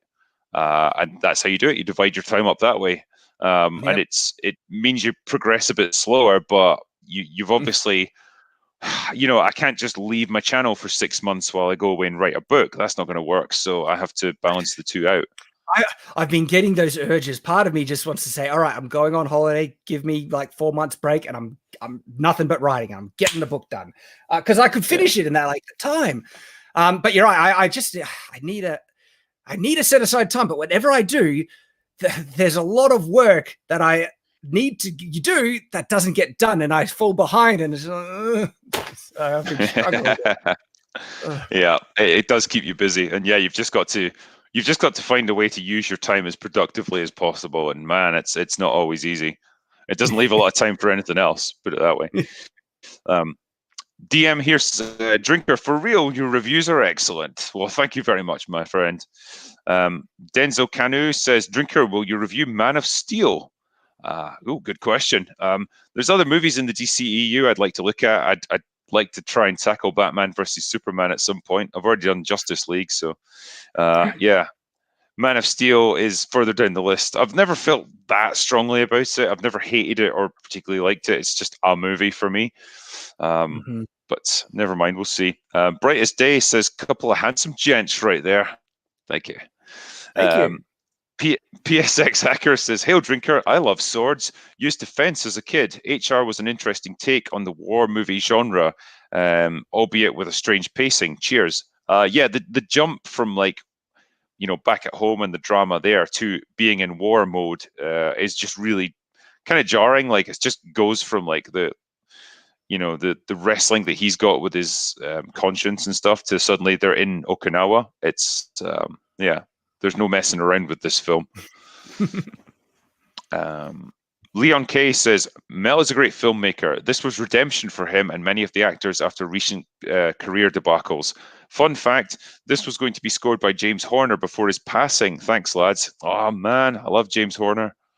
Even though his music tends to sound quite similar, but I don't care. It's awesome. What's the next one? The name is just blank basically, but he says, Hey Drinker, 30 Days of Night, what did you think? Would you do a review? Yeah, that's a great horror movie. Yeah, good fun film. I liked it. So I'd be happy to review it at some point. Next time Halloween rolls around, I'll do it. Wormy Spoons, but what about dragons? Nah, it'll be fine. I'll save that for Game of Thrones chat. Trenton Quinn says, yeah, hello, you fine gents. Drinker, I finally got a copy of Resident Evil and I'm loving it. Hey, great to see Shad too. Much love from a very frozen Dallas, Texas. Yeah, you guys have been getting it hard, haven't you? The weather's been awful there. I've heard people talking about like their powers failed and like it's like minus 10 degrees or whatever. Man, Australia gets a bad rap for our weather because it gets so hot here, but honestly, like I don't mean to break the illusion. We have less extremes than you guys in the US. Like our winters obviously are nowhere near as bad. It doesn't basically snow here during the winter where I live. You have to be up in the mountains for that. And granted, it can get hot in the summer, but it can get equally hot in the US in the hot areas around the US. It's not like we're particularly unique. And so, the fact that you've been having to deal with like what's been happening in the winter, that's crazy to me. Yeah. See, we don't get really extremes of anything here in Scotland. Like, if you're near the sea, it just kind of, the summers are never that hot, but the winters are never really that cold. So it's just kind of meh in between. Really? Like, what's your baseline for not that cold though? Because like, if you're getting serious snowfall, like, I mean, you'll get the occasional. But even then, it's pretty rare to get like heavy snow where I live. But yeah, like you'll sometimes get the random snowstorms, and like for a couple of days it's like heavy snow. But generally you could go a whole winter and not get a single snowflake where I live. Oh, yeah, it just rained quite a bit. Yeah, it's weird. But yeah, we've we've had the odd one where it's been like, you've been probably snowed in for like a week, and man, the whole country just grinds to a halt. It's funny. Slosher says, just rewatched 1917. The thing I like about Hacksaw and that movie is there's no real bad guy. It's just war that's the enemy. Pretty much, yeah. I mean, obviously the Japanese are featured more heavily. Like, you barely see the Germans in 1917. It's more just like, they're off in the distance, or like people get killed randomly and stuff. Like, the Japanese are a lot more present in this, but ultimately they're just doing their job, I suppose. Like, they're just fighting their war. I don't know. Out of any war where you could more easily identify the bad guy, I think you could in World War II, with what the standards and practices of the Japanese and, of course, the Germans during that time. I mean, I'm against overly vilifying them. I don't like showing all the soldiers as these brainwashed, genocidal, insane, crazies.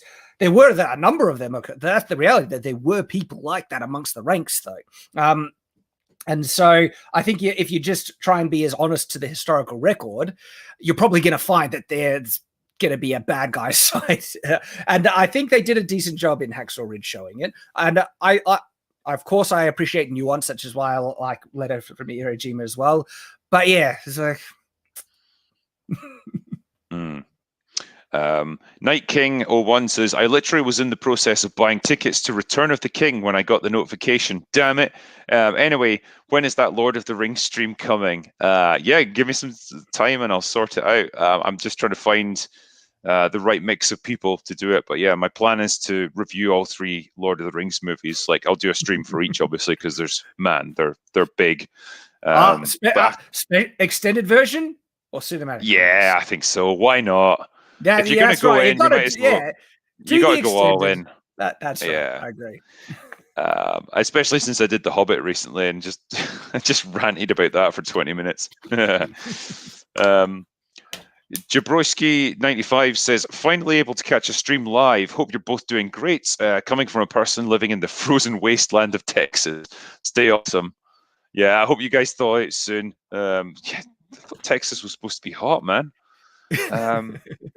Scottish Nerd says, this is a long overdue collaboration. When I watched this film, you truly realize that truth is crazier than fiction.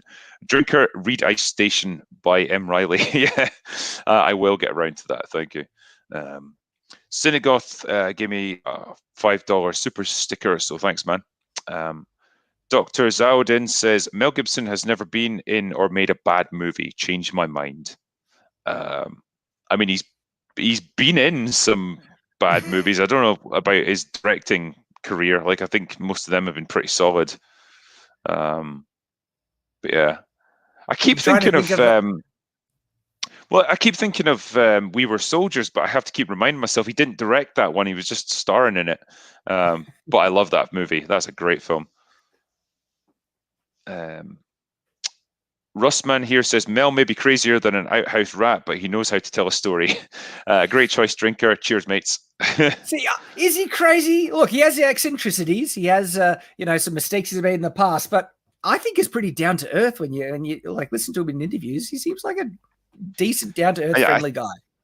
Yeah, I think he's always going to be, damaged by those tapes where he got arrested and I apparently he was pissed as a fart when that was happening. So I don't know how much of it was just him being off his face, but not defending a lot of the language he used and stuff. But man, like if I think people should have a chance to redeem themselves, I guess. Of course, like, and maybe it's his time. But yeah, he's definitely good at what he does. That's for sure. Night King 01 says, that scene in Hacksaw Ridge when Desmond dreams of the Japanese killing him and his friend in the hole made me jump in the theater. Yeah, that was a cool scene. I don't think we even talked about that, actually, when he has his nightmare about the Japanese just like right upside, beside his foxhole. Because they kind of could just appear from anywhere. They had like tunnels underground and they could come up behind your lines and stuff. So I guess you could never feel safe. Mm-hmm. And that's something...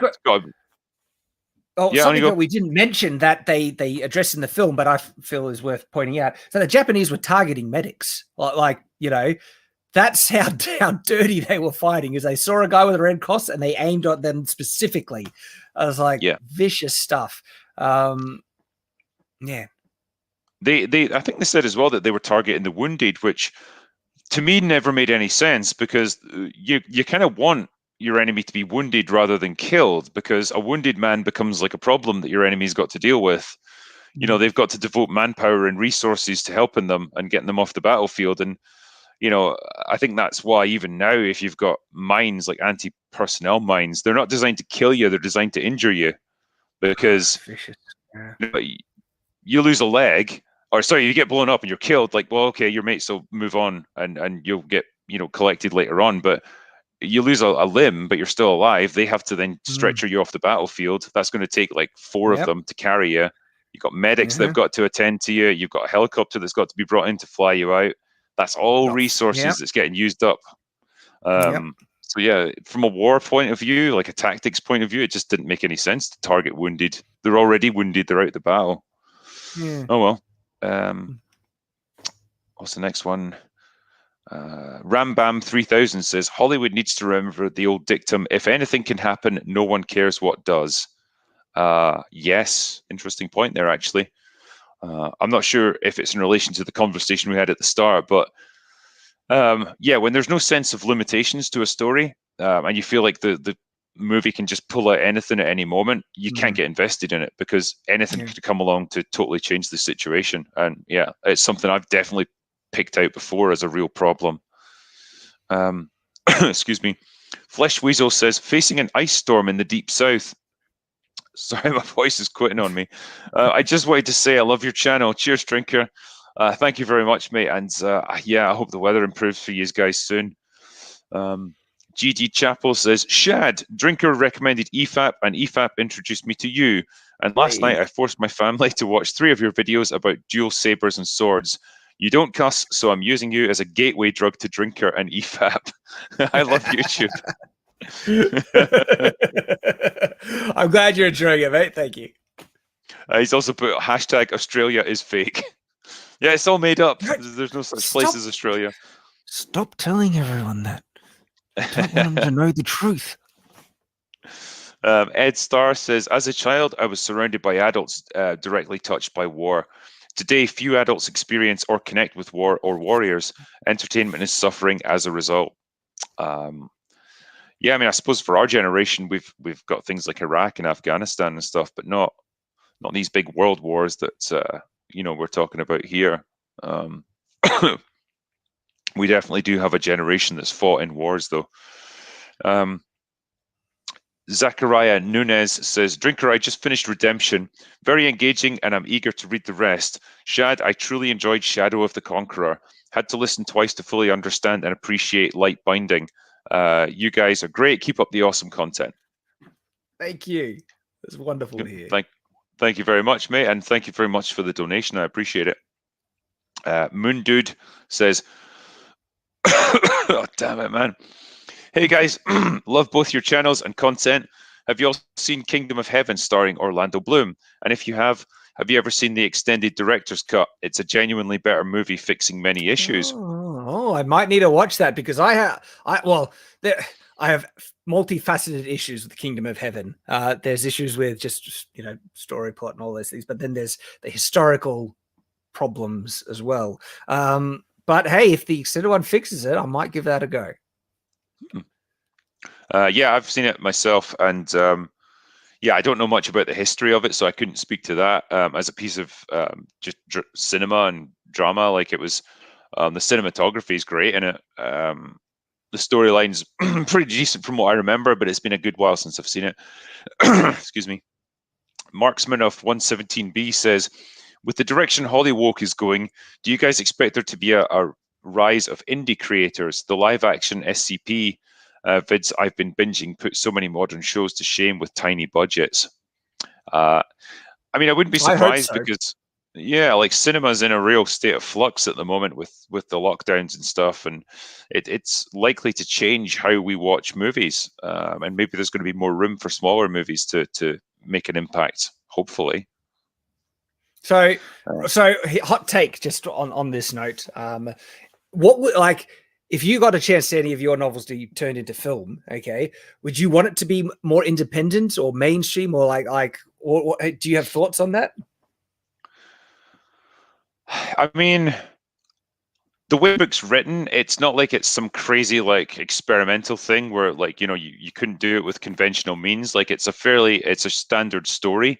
So I think you could do it either way. I think a studio could probably adapt it without too much difficulty anyway. So I wouldn't mind too much, to be honest. Like I would just want a director and a writer that like just really got the book and was passionate about it, and didn't try and convert it into something else, if you know what I mean. Yeah. I don't know how you feel about your work. Well, gosh, I'm very I've seen so many books get butchered whenever they're adapted through Hollywood. Makes me very hesitant to I don't think I could ever even consider like letting Disney get its hands on or something like that. I'm really interested in independent production just because that's what this comment brought to my mind about it, because there is a short film that's in the works with an independent production company from Canada, and it's not a feature, but it's an interesting project that I'm helping out, and I'm also watching very closely, because if that actually gets some attention, they do want to try and use it as like a promo kind of trailer pitch or something to see about investors and other things like that for a potential feature. It's very long shot, things, and not saying anything like that could ever happen in the near future. But I'm really interested in independent ways of producing it, circumventing Hollywood. That could hopefully give me more control over the adaptive process. That's the difficult part, because I don't want to see my work get butchered, and it happens so often.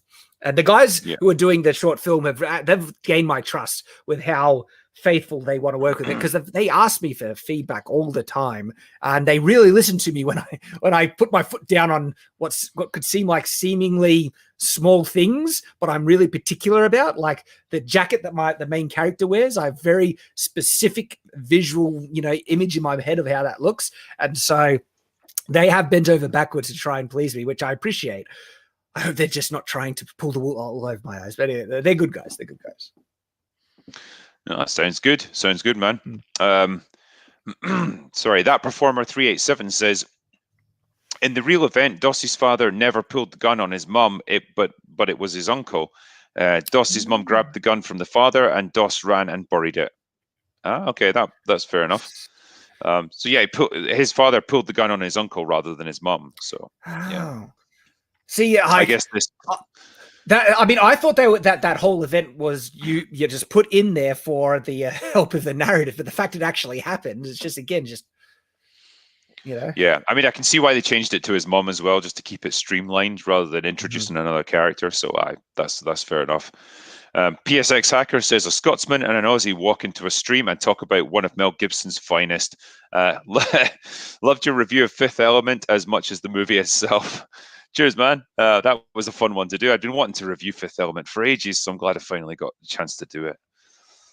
Just on that note, can I just comment, because you're spot on with that review. Like, when you really think about it, the whole concept behind the rocks and this evil entity and everything, it's all so contrived. It's just like, why?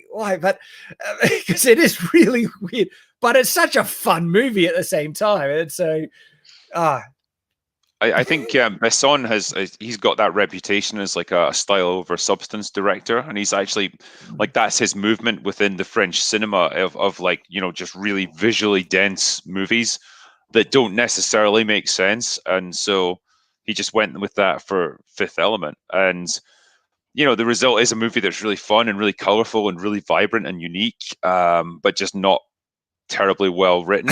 So, well, it goes into that thing about the purpose of the film is to be entertaining, and it hits that on the head. And so it's interesting why that outweighs a lot of criticisms that you could put against it for some of the baffling things in its setup, because it really is like contrived, but it's just that it's an interesting balance, and then it makes me wonder why I give it a free pass in some instances. But anyway, I know It is a tough one. It is a tough one. It wasn't until I was rewatching it and thinking about it. It's like, oh, wait a minute. The villain and the hero never even actually interact with each other in the whole film. It's really weird. But yeah, just different. What's the next one? Yohef says barbed wire opening equals machine gun kill box. Yeah, yep. Funnel them through. Marksman of 117B says more bodies. Russia's fail-safe strategy. Yeah, that they were big on human wave attacks during World War II. That's how they pretty much won at Stalingrad. PSX Hacker says a Scots. Oh yeah, it's the same one. Yeah, he's just repeated the same super chat, so I think he might have just done that by accident. But it's the talking about the Fifth Element again. Grin Akuma says, would be great if you reviewed a Finnish war movie called Unknown Soldier. It's really good. Hacksaw is damn amazing, up there with Private Ryan and Dunkirk. I assume that's the Finnish war against the Soviet Union, the Winter War. So yeah, that'd be good. Scottish Nerd asks, Shad, have you seen the end of Blackadder Goes Forth? I have not. I'm sorry. I would recommend that funny. one then. Yeah, I tried watching Blackadder again like a year or so ago, and I had trouble enjoying it. I don't know why. Have my standards changed? What's wrong with me? It's praise. And look, I started the very, very first season, so maybe I should just give it more of a try. You could effectively just skip all of it and just go right to the final episode of Blackadder Goes Forth, because it's set in World War I, and it's where they have to go over the top and make an attack. And so in the last few minutes of it, it switches from the kind of lighthearted, black comedy, I suppose, that you've had throughout the season, and it becomes really poignant and really dramatic. And it's such a switch, but it does it so perfectly well, and just really, yeah, it's an incredible ending. Yeah, if you've got you can pretty much just like I say, watch the final episode or even watch the last 10 minutes of it. That's all you need. Watching these characters, knowing that they're going to their deaths and how they deal with it and how they talk to each other and stuff. It's a really smart piece of writing, and yeah, people still talk about it now. All right, with that recommendation, I will have a look. What's the next one here? David Blackstone says, what made it for me is that it's split into almost two halves, with the first being talking the talk, with the needed R rating providing a brutal walking the walk in the second half, but Desmond still persevering. Yeah, I mean, that's 100% what the movie's all about. Same Terry says, shout out to my grandfather, Burrell D. Fisher. He and Desmond were good friends, and I miss them both. I don't know. Does that mean your grandfather served with him in World War II? If so, fucking awesome, man. R4 says, hit YouTuber Mark Felton for next war movie chats. Okay, Mark Felton. Keep that in mind. That Performer 387 says, in real life, the arch nemesis character told Doss he was going to shoot him. Then they went to war and became friends. His name was changed for the film. Wow. That's even worse, actually, saying he was going to shoot him. Yeah, gosh. It's pretty extreme. What's this? Trenton Quinn says, any chance you would do a stream about Law Abiding Citizen? A great movie that tackles a lot of heavy themes. Too bad Jamie Foxx changed the ending. Yeah, I remember that one, actually. That's got Gerard Butler in it, I think. Yeah, where he's kind of taking revenge for his family getting murdered, and he just keeps he's really smart, so he keeps evading the law and stuff. It's a pretty good film. 100% John says, love what you do, love your understanding of story structure and what moves a story. Thank you very much. I'm glad you appreciate it. João Paulo Lara says, New York Times critic Dick Ying Maes Dick Yin Maas says, you're cool. Thank you. There you go. Stephen Otten says, greetings, Drinker and Shadiversity. Joining late. Hope you enjoyed the movie. One of the best of its kind in the last 20 years. Nice. Parker Bowden says, hey, Drinker, any chance of a review of the 1984 version of Red Dawn? That's a classic, man. Yeah, I'd be happy to look at that one. So Red Dawn, that's the one where the Soviet Union invades and it's got the teenagers in the high school fighting against it. Is that the one? Yeah, the Wolverines. Okay, yeah, because I've only seen the remake with Chris Hemsworth, but I haven't seen the original. Yeah, the original, it walks this really fine line between like almost cartoony, over the top action and like really grim drama of like fighting this war. And I think there's been nukes dropped and stuff in the course of the movie, so it's just really like, you know, everyone's at the end of their rope and stuff. But it is quite a good film. I remember it being one of them classic 80s movies. Colin Mertz says, I've been trying to understand objectivity in film review, and I was wondering how you deal with bias, like going into a film with the preconception you'll like or hate it, or films tainted by nostalgia. Great work. Thanks. That's a really good question, actually. Man, I kind of embrace it, but always acknowledge it, okay? Because I like films that are made that appeal to my own preferences. You know, I like ones that have swords in it and other things more than other ones want. And so I kind of, you know, want more films made that fall into those preferences. But I always try to at least acknowledge and say, look, I'm obviously appreciating this part disproportionately. And that's kind of my take on it, because otherwise, I think you could try and do a review that removes bias. I think that is possible. But there's also aspects that, you know, people are always going to appreciate on a subjective level, especially if that film was catered to certain audiences. And so, yeah.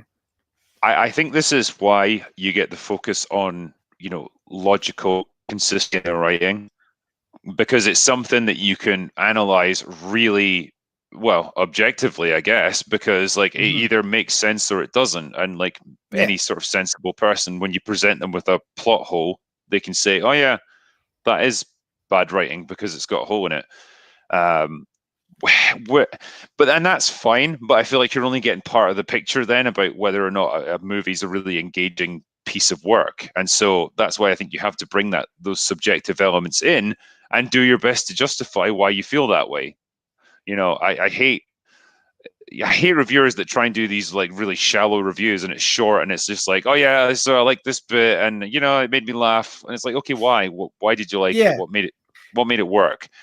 And you know, I think you go off experience, and you can give examples of other films like I've discussed already. And yeah, in terms of like preconceptions and biases, I try to just go into a film with like the most sort of charitable view of it, because believe it or not, like I want to be entertained by a film. I want to like it pretty much every time. Like I don't want to sit there and be bored for 2 hours. Like I've got other things I would rather do, but that's my mindset that I go in. And so if I don't get entertainment, if I'm not enjoying it, it's like that starts the process of understanding why. Okay, why didn't I like this film? What was missing? What was wrong about it? And that's how you form your opinion. Yeah, it's not perfect. You're never going to eliminate bias completely. You do your best to be fair. That's what I try to do. Totally. Kupus SC7 says, Pedro Pascal could really learn a lot from Hugo Weaving regarding acting while fully suited. Yeah. He invests the Mandalorian with so much personality, it's insane. Also from Kubis, it says, I wish they would make World War I movies about the German side. It's so one-sided propaganda to be the villains all the time. That war wasn't good versus evil. Yeah, 100% agree. Yeah, I agree. World War I is a different beast compared to World War II in terms of motivations and stuff. Yeah. It was just a war that kind of everyone got pulled into, and there was no one particularly right or wrong in it. It was just a shit war. Weirdly, I think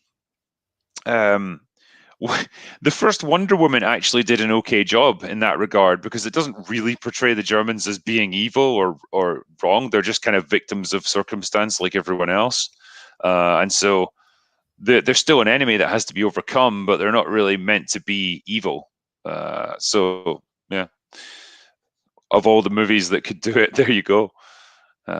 Chuck Grable says, I spent 10 years in the US Army. Trust me, I got so many funny stories from being stateside and overseas. The reason why we rag on each other is to find out the bitch in the platoon. Yeah, I bet. Yeah, I mean, it's like anything, I suppose. Like, you know, you need to find the pecking order, and Like, that's how you do it. Charles Jansen II says, have either of you seen Kon Ichikawa 1956 film The Burmese Harp? Really gives a great perspective of World War II from the Japanese soldiers. No, I've never even heard of that film, actually, so I couldn't tell you. I'd be interested in it. That's one of the things that I really like to see, actually, is fair portrayals of multiple sides. And I do mean fair, and that means showing the negative with the positive as well. And so I'd be interested, yeah.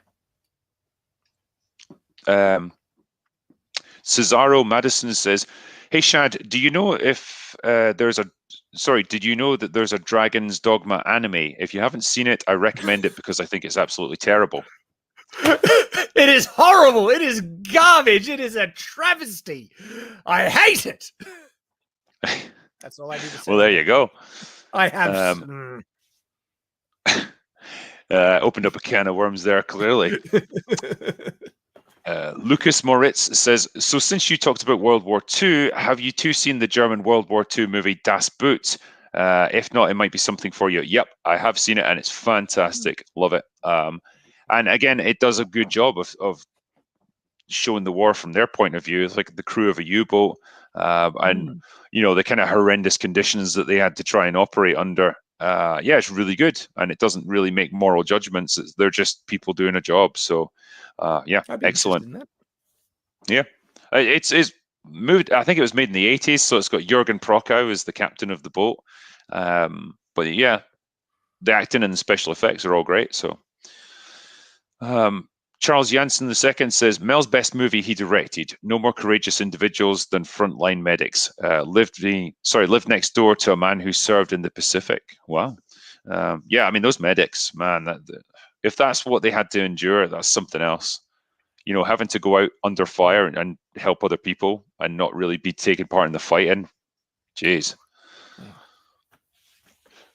Denzel Kanu says, Drinker, do a live stream of the film Pain and Gain with ass. Pain and Gain, yeah. Based on a true story, apparently, although I think it's pretty liberal with the use of the truth. But it is a funny movie. Sorry, I'm just refreshing my super chat list. Don't think there's too many more. Where are we? Yeah, here we are. Denzel Kanu says, Drinker, you and Shad should discuss Gladiator.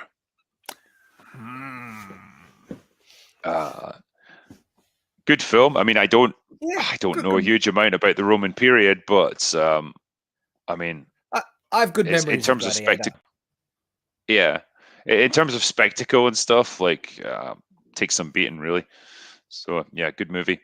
GD Chapel says, war is horrible and terrifying, and I never want to do it again. World War II in the Pacific is what we compare our war, the US versus other people too.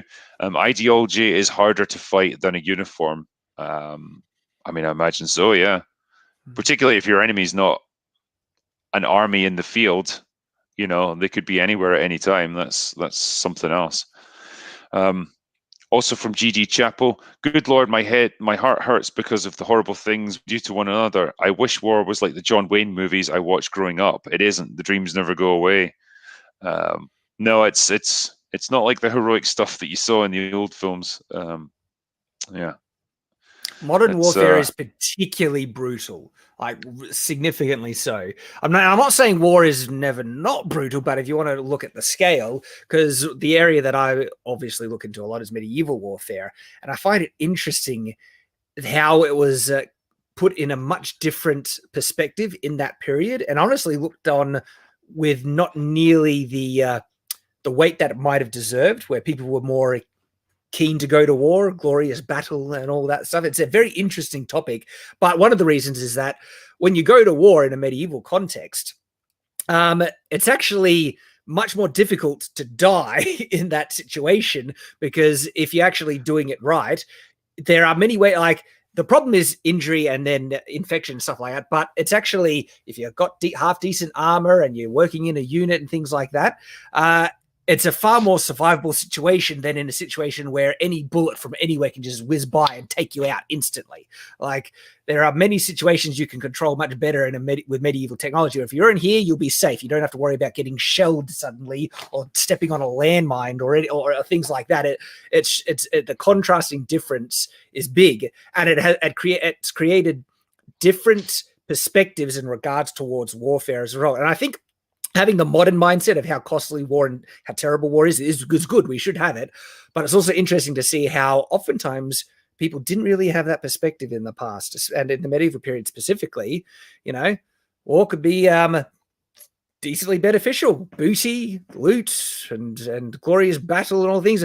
There is the horrific side to it. That needs to be acknowledged, but there's a different perspective.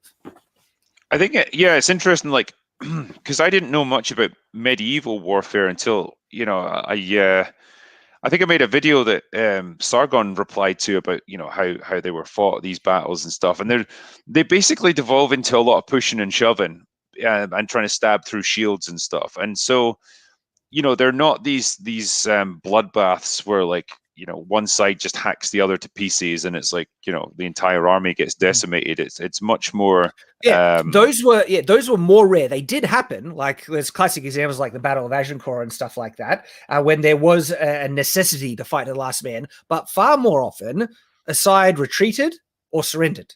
Like, most battles result in that, because it's a crazy thought, but people don't like to die.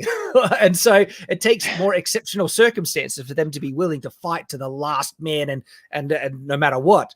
And as a result, more often, like sides would retreat. Like, we mentioned this already, 10 to 20% casualties sometimes was enough. It's like, all right, we're losing. We're out of here, I think it's just the idea of, like, say you were wounded on the battlefield, you got knocked to the ground, and the idea of, like, people just hacking you to pieces with swords or axes or whatever, it just seems like a hell of a way to go out.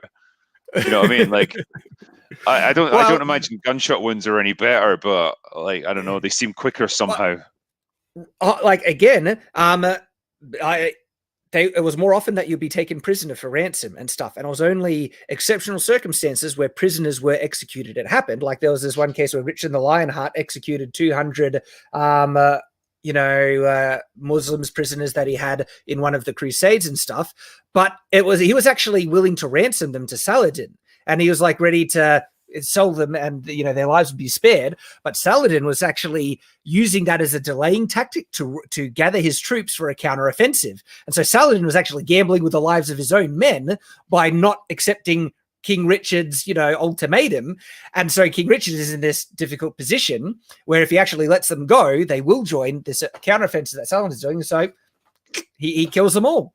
And it's considered a big slaughter and a terrible thing, but there's a lot of complexities that need to be considered. And it also shows that it actually wasn't necessarily a common thing. It took significant circumstances for even Richard the Lionheart to execute this large group of Muslims, right? And you'd think, there's this big conflict between Christians and Muslims in the medieval period, but it looks like the standard practice was that they would, if you had a defeated enemy, you would take them prisoner. You wouldn't just slaughter them wholesale.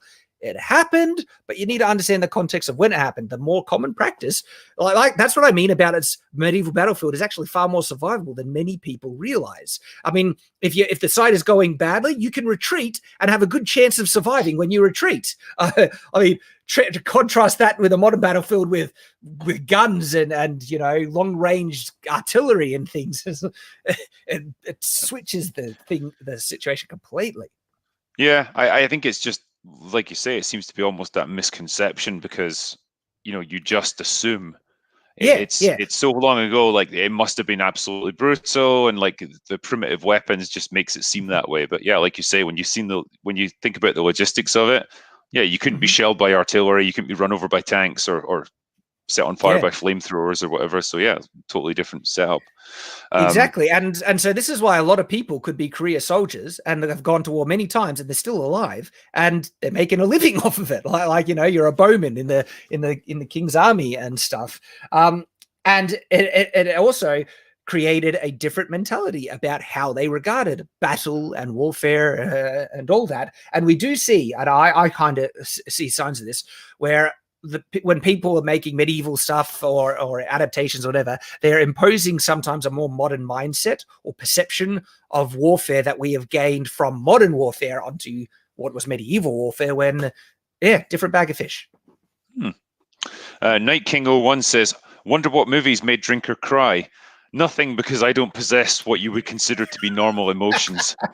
So I shed a tear absolutely in Hacksaw Ridge. There's a movie that can make me cry. Yeah, I mean, I'm genuinely trying to think of one recently that I've seen that comes to mind, but yeah, there's not really one. I'll get back to you if I can think of something. There's definitely movies that I like. They've moved me emotionally, and I can totally appreciate them on that level. So, yeah, it's not like I'm totally heartless. Kubus SC7 says Kristen Stewart was good in Underwater, though. I've never seen that yet, so I couldn't tell you. It's hard to imagine her being really good in anything. Like whenever I see her, it's like she can't emote. Like she's got this, like she stands there like this. She's always mouth breathing. She's like she just kind of looks like gormless. She's kind of got that like smug almost look about her, and I don't understand why she keeps getting roles.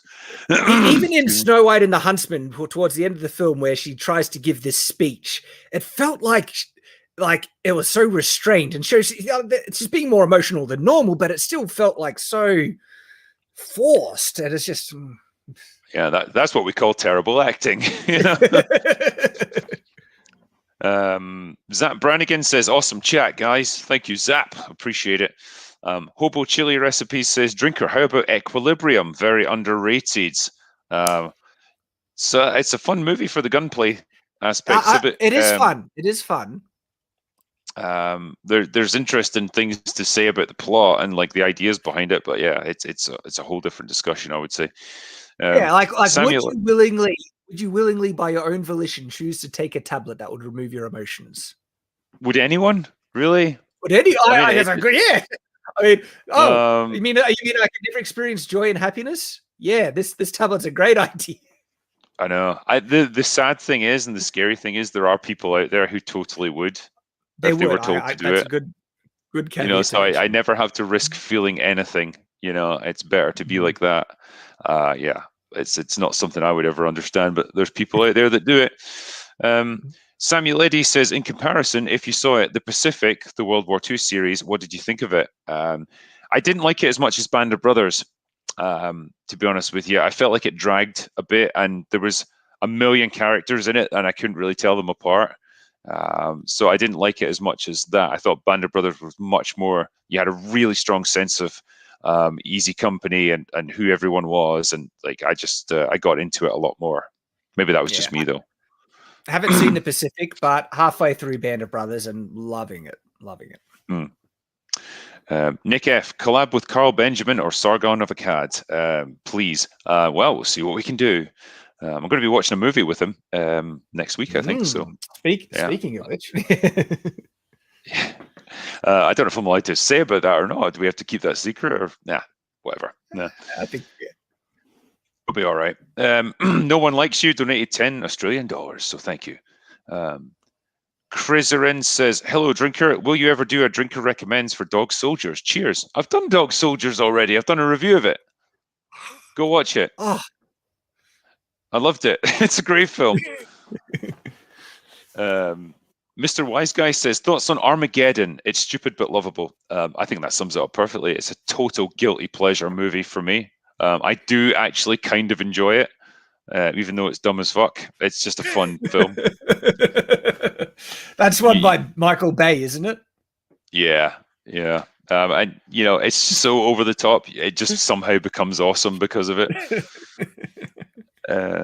Judo Cricket says, new channel series recommendation, The Drinker Hates His Audience, where we recommend bad movies and the drinker has to watch and review them all, like the entire Twilight series.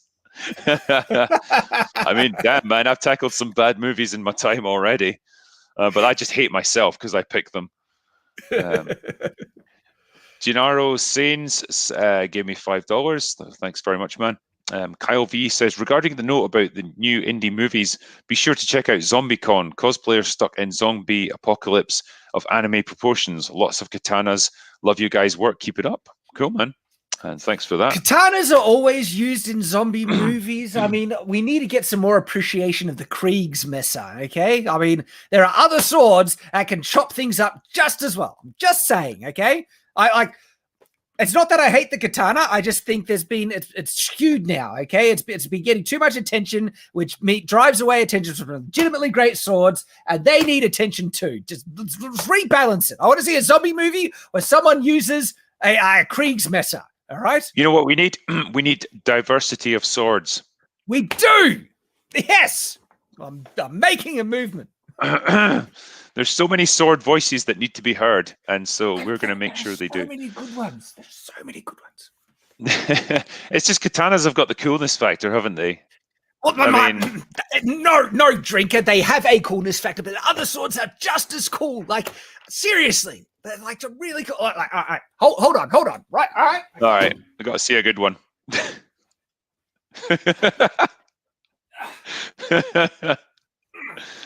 What are we going to end up with? You're not going to be able to see it well, but look at this English two-hander. Look at this beauty right here. Like, get that in on a Damn, movie. man. The thing is, right, that's going to take you about 2 hours to swing it. So you're going to be limited in the number. It's nowhere near as heavy as people think. There's so many. That's why I made my channel. But so many people misunderstand a lot of swords. Like big ones like this, they're not heavy. Like, look, I'm holding it in one hand. I can manipulate it. I can move it around. Like, the swords, especially European ones, which get the most bullcrap spread around them, nowhere near as heavy as they suppose. They were made to be functional and useful and elegant and deadly. Like these are effective weapons. And so, sorry, it's just triggering me. That's all.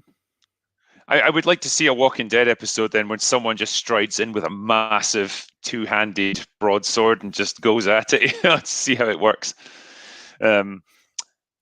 No One Likes You says, have you seen TV movies like The Outcast on BBC? Also, I would adore your point of view on Australian horror flicks like Lake Mungo.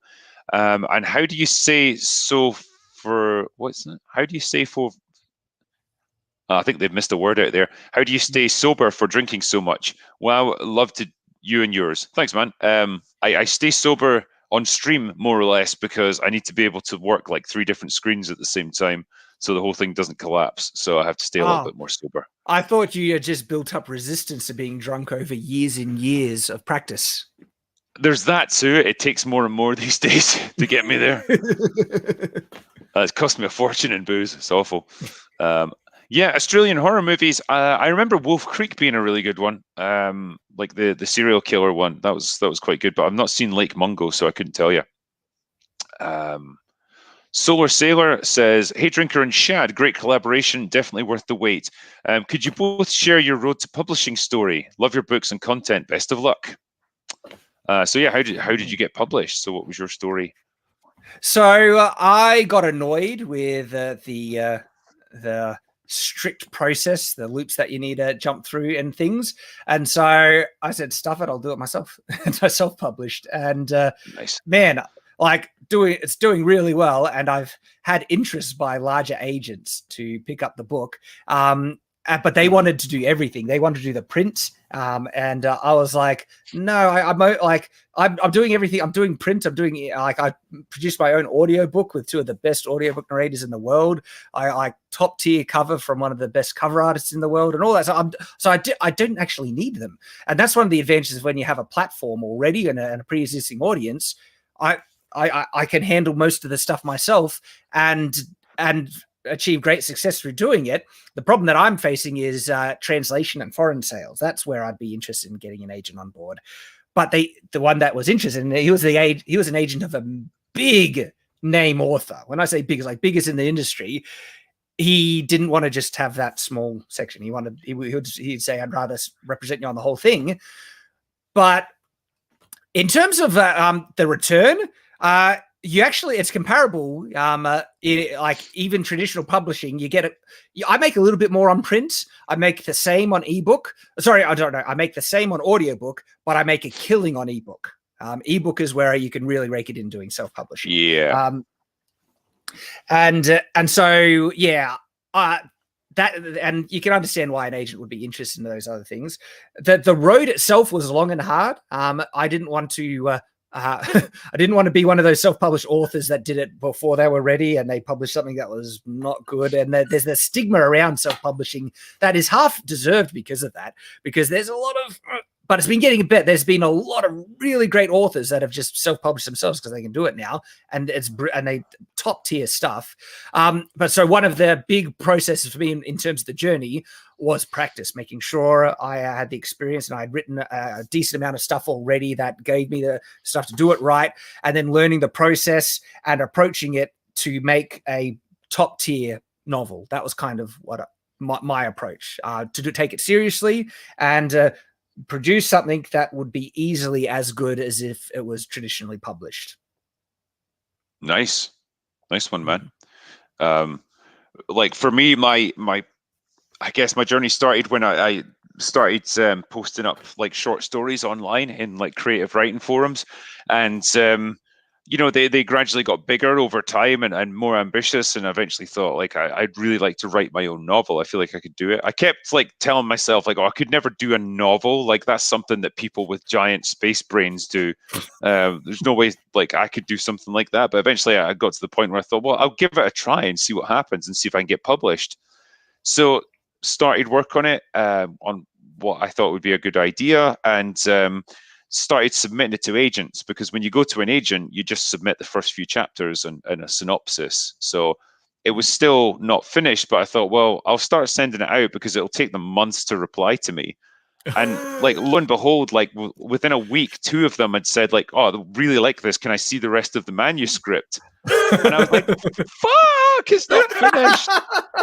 And so pretty much just had to lock myself away for like the whole weekend and just rattle out like another 100 pages of this book to get it finished that I could then send to them. And so I got an offer of representation, and so that was my first step. My book did the rounds with like all the sort of publishing houses in the UK, and it came within a hair's breadth a few times of getting a deal, but it fell at the final hurdle, and so I had to go right back to the drawing board. And eventually came up with the idea for my new book, which became Redemption, and that was enough to get me my first publishing deal. And damn it couldn't have come at a better time, because I had like £50 left in my bank account. That was me. I was done. So that was like the start of it, and it just kind of went from there. But yeah, it took a year or two to get to that point. Mm-hmm. So. Did you find that there was a bigger market for the genre that you write in? Because you do crime thriller, don't you? Yeah, so I kind of get lumped in with the crime authors, but it's not. It's more like a action thriller type stuff that I do. So it's not quite the same thing. But there's a huge market for crime and thriller generally. So it's definitely a big one. Like fantasy is a difficult one to get into over here, because there's some well-established authors, but like... Yeah. My experience because I did submit my book to a couple of agents early on, and they have very specific things that they're looking for.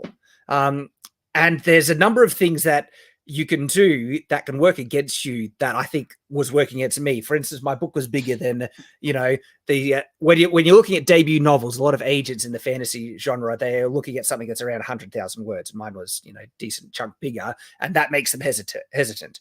Then the type of book is, I could say, controversial in terms of certain things that happen in the terms of narrative and stuff. And so that could cause people to hesitate. And so it was like the book I had written wasn't the best book by a long shot that would have helped me get published easier as a debut novelist. It's the type of one that people generally think you need to have some previously published works for people to take a chance on this type of book, because I had specifically written my book where it starts slower, and I need that beginning to be slow to set up the characters and all the world and all these things to build up to the finale.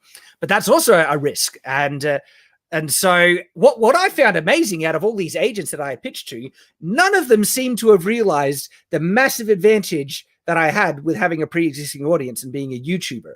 It's like, you're throwing away money. You realize that, okay? And none of them picked up on this.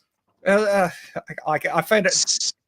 I mean, I think the publishing industry in general is like 20 years behind the rest of the world. Like, they're very old-fashioned and traditional in how they do things. And yeah, like things like YouTube, it's almost like they don't understand the potential in it. I mean, like for me, like it wasn't even a thing, because when I was submitting, I wasn't even doing YouTube videos. So like there was nothing I could really offer in that respect. But now it's kind of different. And now my agents are switched on enough to say, like, this guy has a certain profile on YouTube.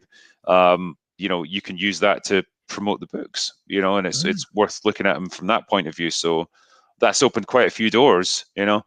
It's like, yeah, it's like having a certain kind of fame, I suppose. Like it's like being a Z-list celebrity or something, you know, as a YouTuber. Yeah, so it's down the list, but but seriously though, because there are a lot of people, the experience is going to be different, and it's really awesome to hear that you've had such a positive experience going through traditional publishing. There are a decent amount of authors that have shared their experience where when they get traditionally published, the publishers expect them to do all the marketing themselves, and they basically have to try and find an audience just on their own, which they could have done doing self-publishing just as much.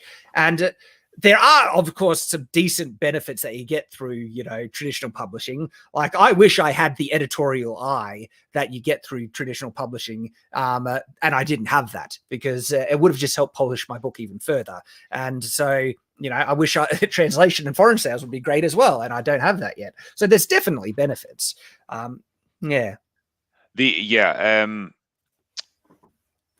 That's something I wish someone had told me, and it's something I would definitely say to other authors who are just starting out. It's like, don't assume that like when you get that publishing house that takes you on and they say all these great things to you about what they're going to do, don't just like leave it in their hands. Don't just assume that they're going to like promote you to the high heavens and before you know it, you'll be like a household name, because it absolutely doesn't work like that. What will actually happen is, and I've seen this happen to so many authors, like their first book will come out, they'll push really hard to get them into supermarkets and places like that, because that's where you sell loads of them. They might manage to do it, but because they've not done any marketing and no one knows who this author is, they'll sell like 5,000 copies or something, like just not much. And it won't be enough to get them another supermarket deal. So their second book will sell a fraction of what their first one did. And then they'll get dropped by the publishing house because they're not a consistent author. And there's so many of people that this happens to, like they're good writers, but they don't get pushed. And the publishers just rely on that one book out of 1,000 that will just catch on and go viral, and just get amazing word of mouth and become the next like Harry Potter or whatever. But it so rarely happens. Yeah, and there's so much you can take from that, because like Harry Potter was turned down by heaps of agents before someone finally picked it up, and it makes me wonder, like that's Harry Potter. Look how insanely successful it is. And what you were saying there, that there are like authors that are legitimately talented, written brilliant stuff, but you know, it's unfortunate that at the end of the day, it doesn't matter how good your book is if no one knows about it. That you need a way to try and, you know, market the thing. And so it becomes it's tough. It can be tricky.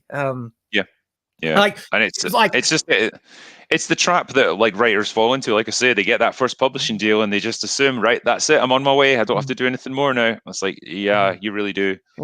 Yeah. One of the reasons why I started YouTube, right, was to build an audience that I could launch my writing career off of. Like, legitimately, that was one of the reasons why I did it. And it turned out to be a master plan, because it worked out better than I could have dreamed. And in actual fact, the YouTube thing took off before my writing did. I was not expecting that, right? Or to the point where I was making a living off being a YouTuber, because I've always considered myself a writer first and foremost. That was my career path. That's what I was working towards for years, way before ever being a YouTuber. And then that ended up taking off.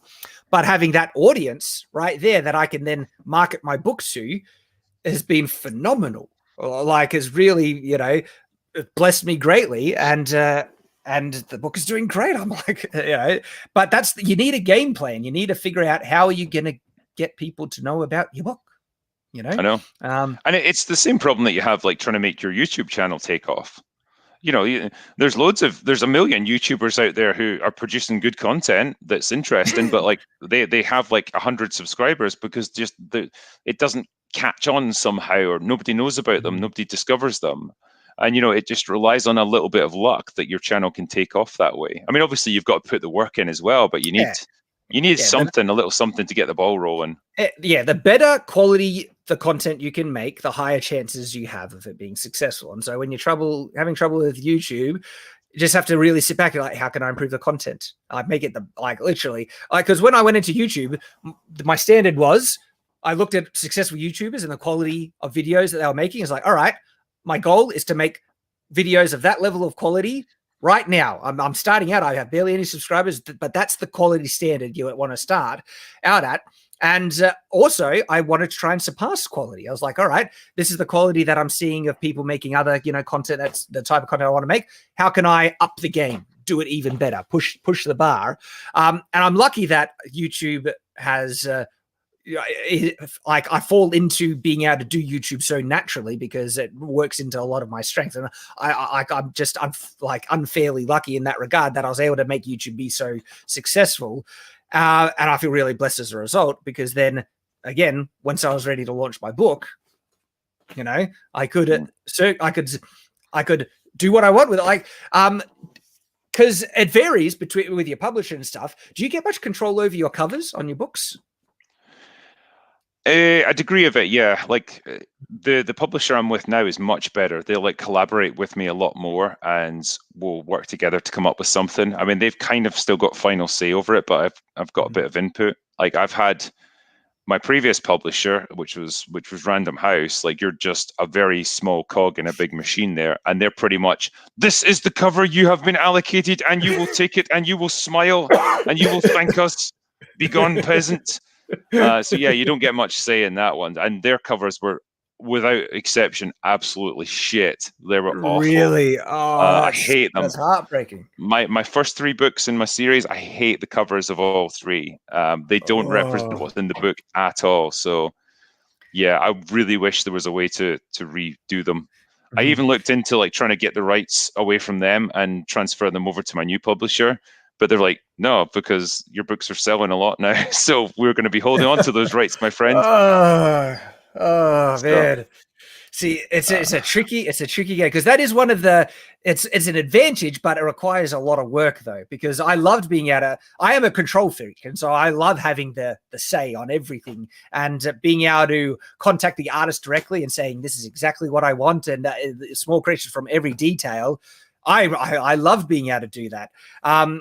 But the con to that pro is that it requires a lot of work, like a lot of work. I had to format my book. I had to do the cover, and the cover, holy crap, the amount of junk I had to learn to format the cover, because there's a thing called a bleed edge, which goes outside the print distance. And so I had to make sure it fit within the bleed edge. And then I had to align it, because when you put it center on your Photoshop document, that's not how it appears on the book and the print. It's not centered that way. And so I had to get print sent to me to figure out the alignment of it. I needed to figure out how many pages to get the thickness of the spine to do the spine.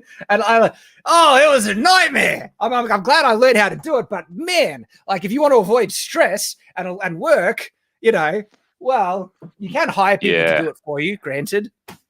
But that kind of I guess that's where having a publisher just makes it so much easier.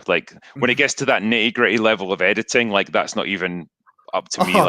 Someone else's job to do that. And doing all the formatting, it's producing my own audiobook was I'm assuming you have audio versions of your novels out there. Yes, we do. Yeah.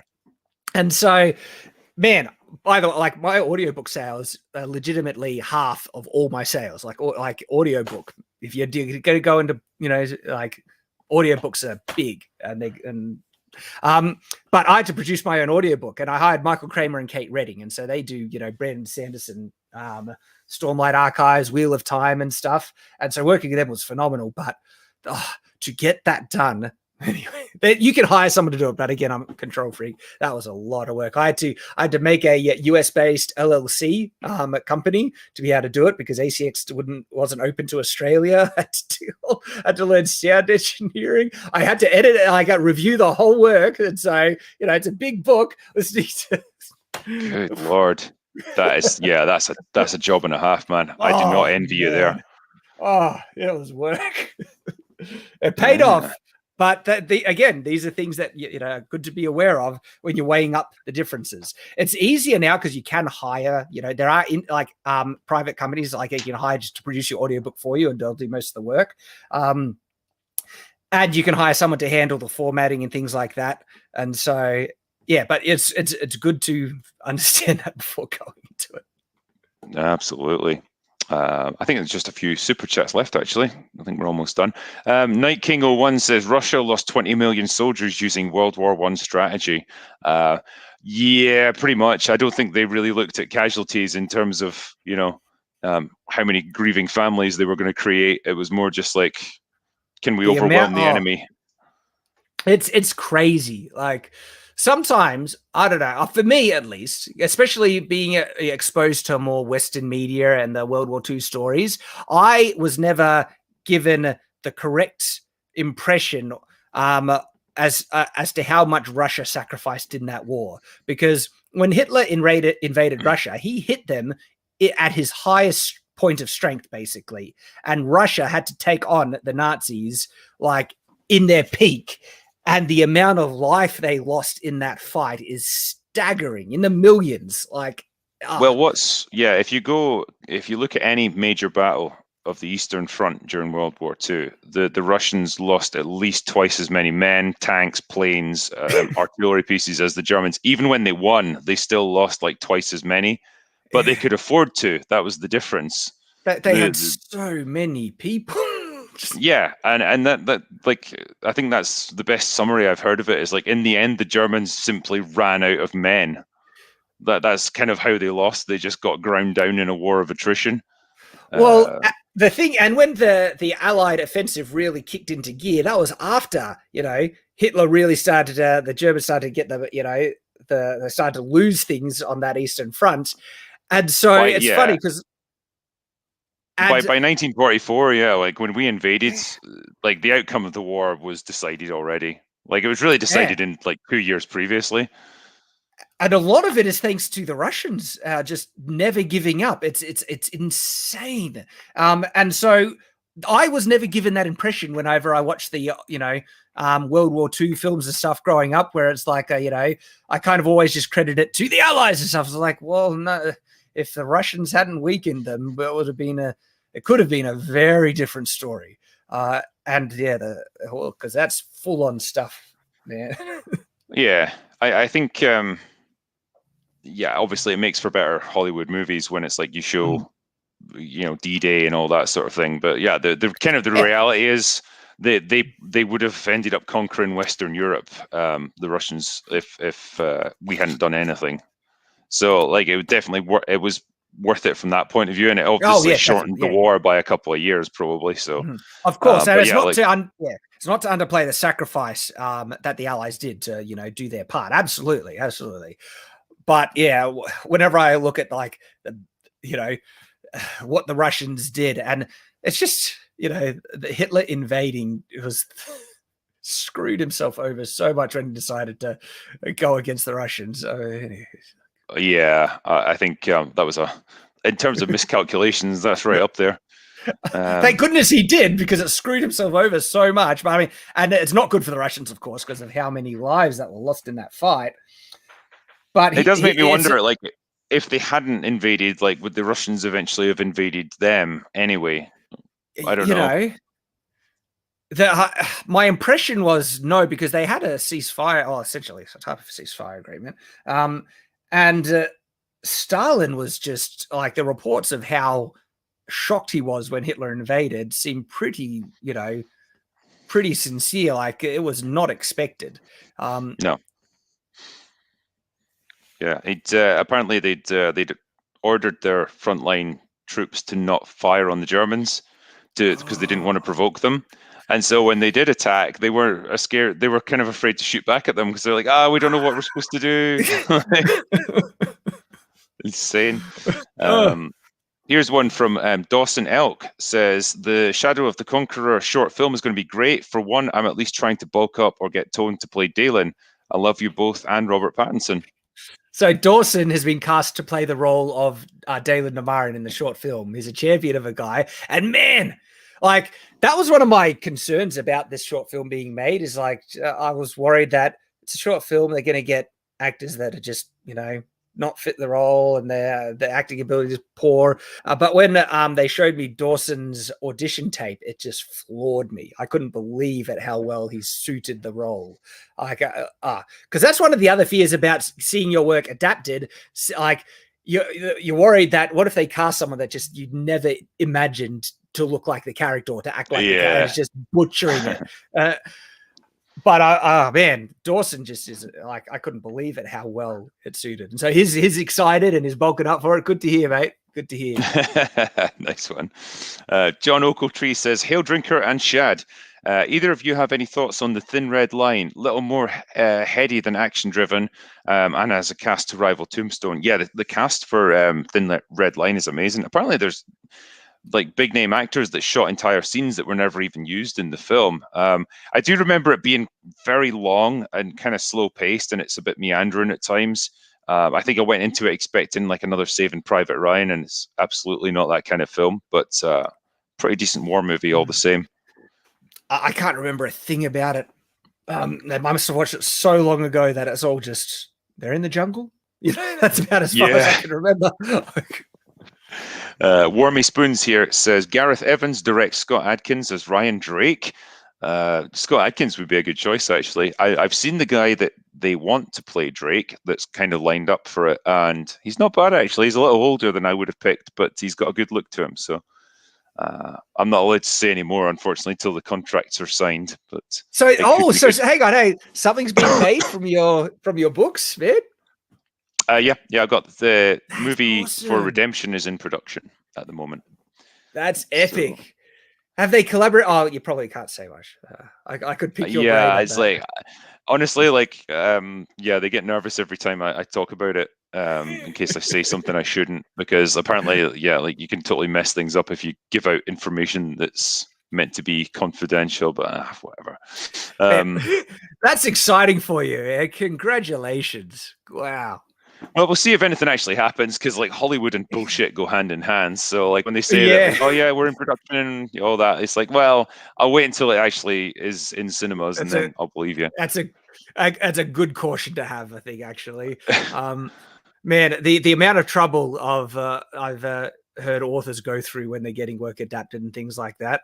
It can be a fraught process. So best of luck with everything on that front. I know. I think I'm going to need it. We need the pandemic to go away as well, so that we can get shooting, because that's a real stumbling block. Yeah, well, that's what's delayed the short film of my book is pandemic. Like the shooting would have already been done if we could actually travel. Yeah. You can't get insurance or anything either, so nightmare. Bill Hall says you can find YouTube interviews with Doss where he talks about what really caused a lot of the designation with his fellow soldiers during training. I wanted to think it was the sergeant who just named everyone like that, because it's great. Fat Justice says, love both your content. Any advice on getting a book published? I mean, I think we've talked about it quite a bit here already, so I would refer you back about 15 minutes to what we were saying. We mentioned quite a bit. I will add, write a good book. That's good. That's good advice. No, but it's funny how basic, like, unfortunately, there are a lot of aspiring writers who are trying to submit works that are not up to scratch. So you need to make sure, like, check, I if you are awesome, right? But I have seen a lot of people that think they are and they're not. And, so that's like, seriously, write a good book.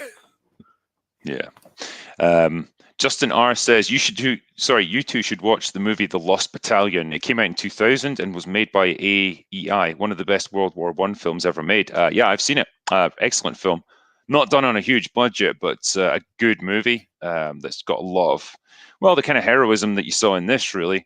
and not a typical World War I film. It's not about trench warfare. They're a battalion that gets stuck behind enemy lines, and they're kind of surrounded in woodland, so they've got to try and fight their way out or hold the line. So it's really cool.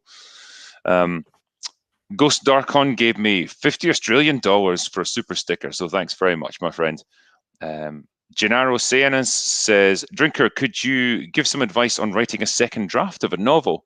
Write it better than your first draft, I would say.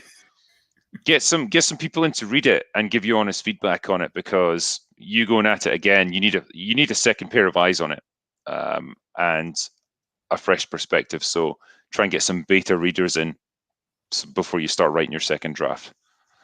That would be my advice. Taker 610 says, Shad, did you base Dalis on a real life figure? I gained much inspiration from multiple figures. So there are aspects that I drew on for Dalen from Genghis Khan, Napoleon, Henry VIII is another one, Stalin, and Hitler. I wanted, I looked at all, the primary ones were, historical leaders that were, conquerors in one way or another with, huge things, but also people to try and draw inspiration of what, people like this can end up doing when in power, the inherent corruption or abuses that might fall into. And so you will see aspects of those historical figures, each one of those, not like as one, I drew only like a number of things, not everything from one guy, but like a number of things from here, a number of things from that. And that all helped to mold or give me inspiration to mold Dalen. Because the part that I began with Dalen was to start with a good man, a guy that is legitimately moral, principled, and everything. And then it was a really, really interesting and enjoyable journey for me as a writer to see what does he need to go down, what moral concessions does he need to make to end up becoming the worst person who's ever lived in this universe, basically. It was a lot of fun to write. No, that's that's an interesting thing to explore in a character. Like I've done something similar with a character called Cain in my books. Again, a person who starts out as a good man and then turns out to be something like a guy who's completely ruthless and willing to sacrifice anyone and anything to achieve his objectives. It's like, how does a person go from decent and moral to that? Like, what does he have to give up along the way? And it's a really interesting thing to explore as a writer. So no, it's good. And I think it results in a much more satisfying character as well, especially when you can show that to the reader, because they can see why they're doing these things, especially when you've been able to show the process. And so, I love to play with that type of stuff. Yeah, I mean, I always go on the basis that like nobody starts evil. Nobody's just like a bad person right from the moment they're born. So like something has to turn them into that. And what is it? Like that's the interesting thing. So Roberto Jesus Herrera Solis says, Drinker and Shad, I enjoy your content. When are you going to play a co-op? Drinker, there will be blood next. I don't know if that'll be next, but I would happily talk about it sometime. Co-op, well, the only co-op I do at the moment is Warzone on Call of Duty. So I think you're like more into highbrow sort of PC stuff as far as I understand. Yeah, PC Master Race, man. I'm now. I'm playing Mountain Blade Bannerlord multiplayer as well as Dota 2. Those are my jams at the moment. Nice. Punked Out 101 says, "What do you think about the Gina Carano situation?" I think they were probably looking for a reason to fire her for quite a long time, and she gave them one. And it probably wasn't the smartest thing in the world to have shared on social media, considering the problems she's had in the past, but I don't think she should have just been dismissed for something like that. So, yeah, seems like... she's getting to produce her own film now, and I say all power to her. Wish her all the best in that pursuit. Yeah. I mean, I'm sure she'll land on her feet no matter what, so... Yeah. Disney is ticking me off. Sorry, it's making me... Disney's... Anyway. Yeah. That's what they do. British Knight says, what are your feelings on the Snyder Cut? I ask because I'm not convinced EFAP will give it a fair shake as much as I love them, and I do. I'm excited to see it. I'm not confident that it's going to be particularly good, but I think it's probably going to be better than the Whedon cut because that was god awful. And yeah, I would rather have it suck, but at least be a consistent artistic vision rather than two people's totally conflicting ideas meshed together. So it'll have that in its favor at least. And yeah, I'll give it a fair shake. I want it to be good, actually. Just knowing the history behind it, I would like it if it was good. I just don't think it will be. Yeah, I'm withholding judgment on it. There are some really big problems with the DC cinematic universe, and so we'll have to see what they can do. You know, I hope it. Yeah, I hope it's good. But Stuybeck B says Horus Heresy series brings an interesting point of view about war. Quote, merciful war is the quick war, and quick war is the most brutal. I mean, that is from Warhammer 40k, so I need to think about that. I'm not sure. Mercy's not really high on the list of priorities in Warhammer. Bennett says, not a huge fan of this movie, but I love Shad and the Drinker. By the way, Die Hard 2 is way more fun than the original. We had great fun talking about Die Hard 2. I like that film. I think it gets a lot of shit as well, and it seems a bit unfair. Michael Martin says, when you're going to come out with the audible version of Something to Die For? They are working on it at the moment. So there's about 3 that they still have to produce because the audiobooks are a bit behind the regular ones, but it will be out in the next couple of months. So rest assured. Michael Martin says, how about the Face Off sequel news? I don't know about that. It's directed by the Godzilla versus King Kong guy. Amazing. I think it's just going to be a reboot. Oh, no, it won't be. No, if it's a sequel. What the fuck? An actual sequel? To Face Off? Like what? Nicolas Cage Face Off? Yeah, and John Travolta. Oh, man, if you can get them back somehow, that would be amazing. Well, I mean... I would watch it. They need the work, don't they? I know Nicolas Cage he hasn't given up. You can say that about old Nick. He's still trying to do the work. I think he takes pretty much every project that comes across his desk. Man. John Ochiltree says, I'm not into lying or gaslighting, but did you guys know that the Drinker played the young William Wallace in Braveheart? He still has the pressed flower. The years have not been kind. Well, he is Scottish. So, yeah, there's only like 5 people in Scotland and we all know each other. So whenever there's a movie made here, we're all in it, the whole population. Kevo says, I wish there was a great epic depicting the Battle of Thermopylae. 300 came out but was disappointed that it was a bastard of Tolkien and George Lucas. P.S. I live right next to where Jack Daniels is made. Yes! But prefer the nectar from your motherland. Don't blame you, it's better. But yeah, like 300 was quite the experience when we watched it. We watched it recently, actually. Yeah, we did. Yeah, I can't believe how worse it was than I remember. Just rewatching it, it's like fucking hell. Yeah, even the visuals look shit now. So we were so much more forgiving back then. Denmark Radar says, right. Please get Shad to talk about how Desmond Doss was a real man, like how he did in the recent masculinity stream with Sargon. So, yeah, I watched a little bit of that stream, actually. I didn't get all of it because it was like a couple hours, I think, but it was interesting stuff. It's something God, we could probably go on for hours about it here, and I don't suspect that there's time for it. But yeah, I mean, guys from that generation, you don't get so many of them nowadays, or they're not celebrated, should I say? And because there definitely are people like that still. Oh yeah, absolutely. I mean, I shared most of my thoughts on Sargon. There's a decent amount of follow-up thoughts that maybe I'll be able to have a chat with any number of people about.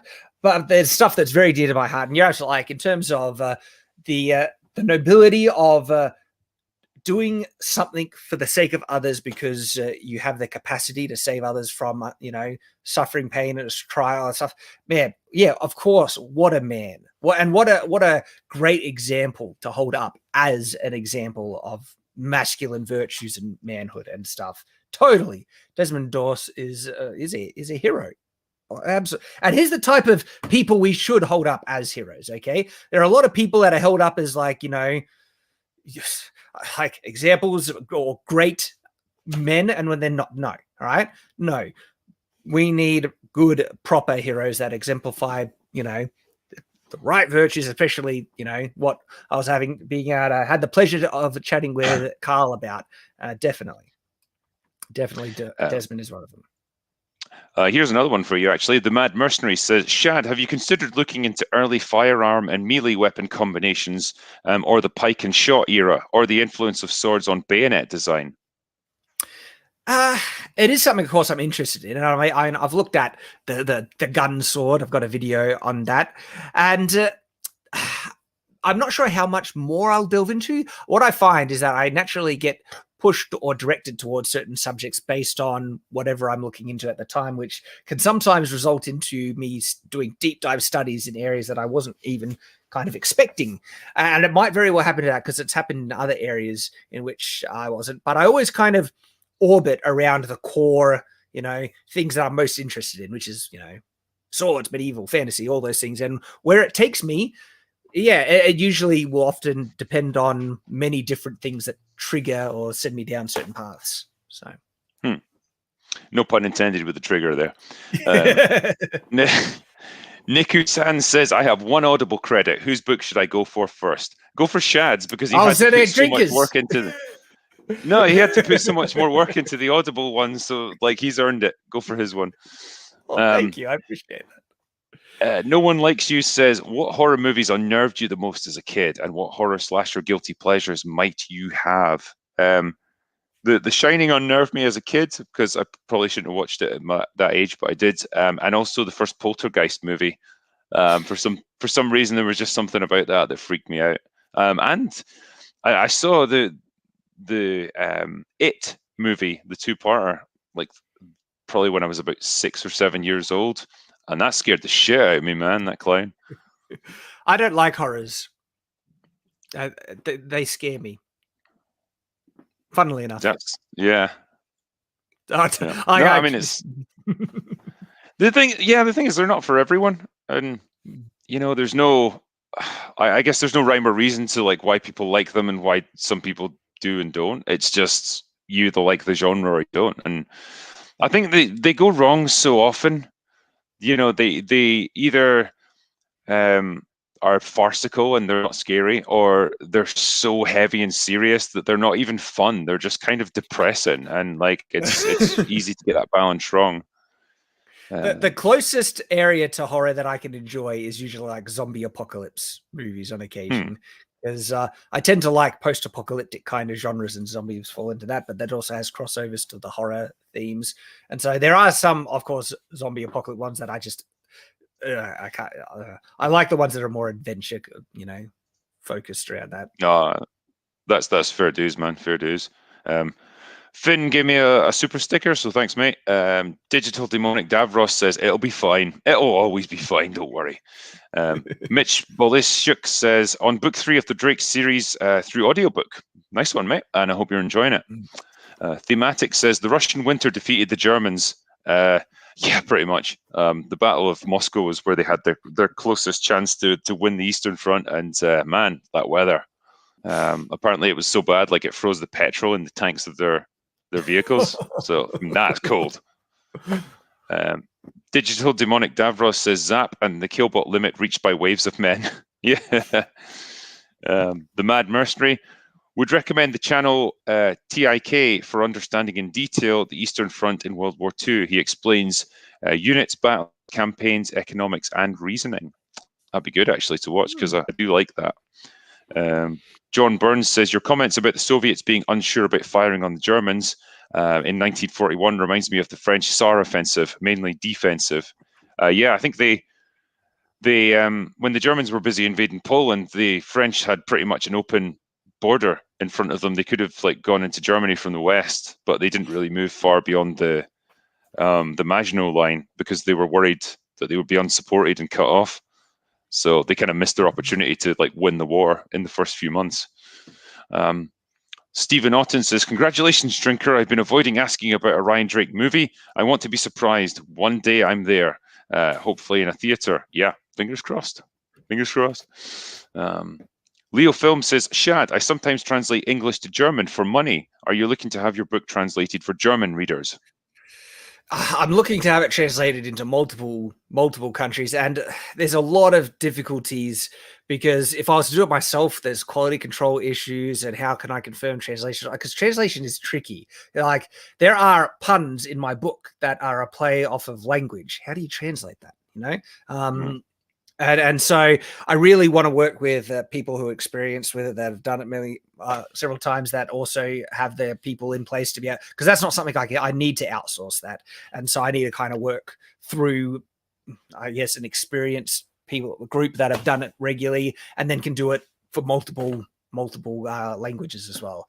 And so I'm kind of in the same spot. I still need an agent, but I've been so busy. I haven't even tried reaching out again ever since talking with that last big name agent. And so it'll be interesting to see what will happen if when I start pushing again. Yeah, so we'll have to see about it. I mean, excuse me. There goes my voice again. Yeah, I recommend the German market in terms of like just sales and interest and stuff, because they are massive readers in Germany. Like they're really into their books, and if you can get out there and take off, like you do well. Well, just with my audience on YouTube, Germany is like my 4th or 5th biggest audience. It goes US, US, then UK, Britain, and then I think Germany might be the 3rd or 4th. Like, so I actually have a decent sized German audience. So out of any market, that is probably what you're totally right. I should, try and get my book out there. Yeah, there's a good one. Niku-san says, Drinker's book becomes a movie. Drinker's YouTube lineup. Here we go. It'll be production hell, then Drinker fixes, and then Drinker recommends. What a trip it would be to do a review of my own movie. That'd be weird. Stikio 1990 says, how are you still live? I'm like 2 hours behind. You better get my first name right. A lot of the Yanks get it wrong. Either way, love you, Drinker. Yeah, it's super chats. Like, there's a lot of them, and well, I'm almost at the end now, actually. But yeah, my streams do tend to go on for a while. I'm not quite EFAP, but yeah. It's a respectable length. Yeah, when you get talking about a movie, yeah, you just keep going. Hobo Chili Recipe says, I can eat a peach for hours. Yeah, just like Nick Cage. Seymour UK says, what is this awful prequel Cruella all about? Is this Disney's attempt at Harley Quinn?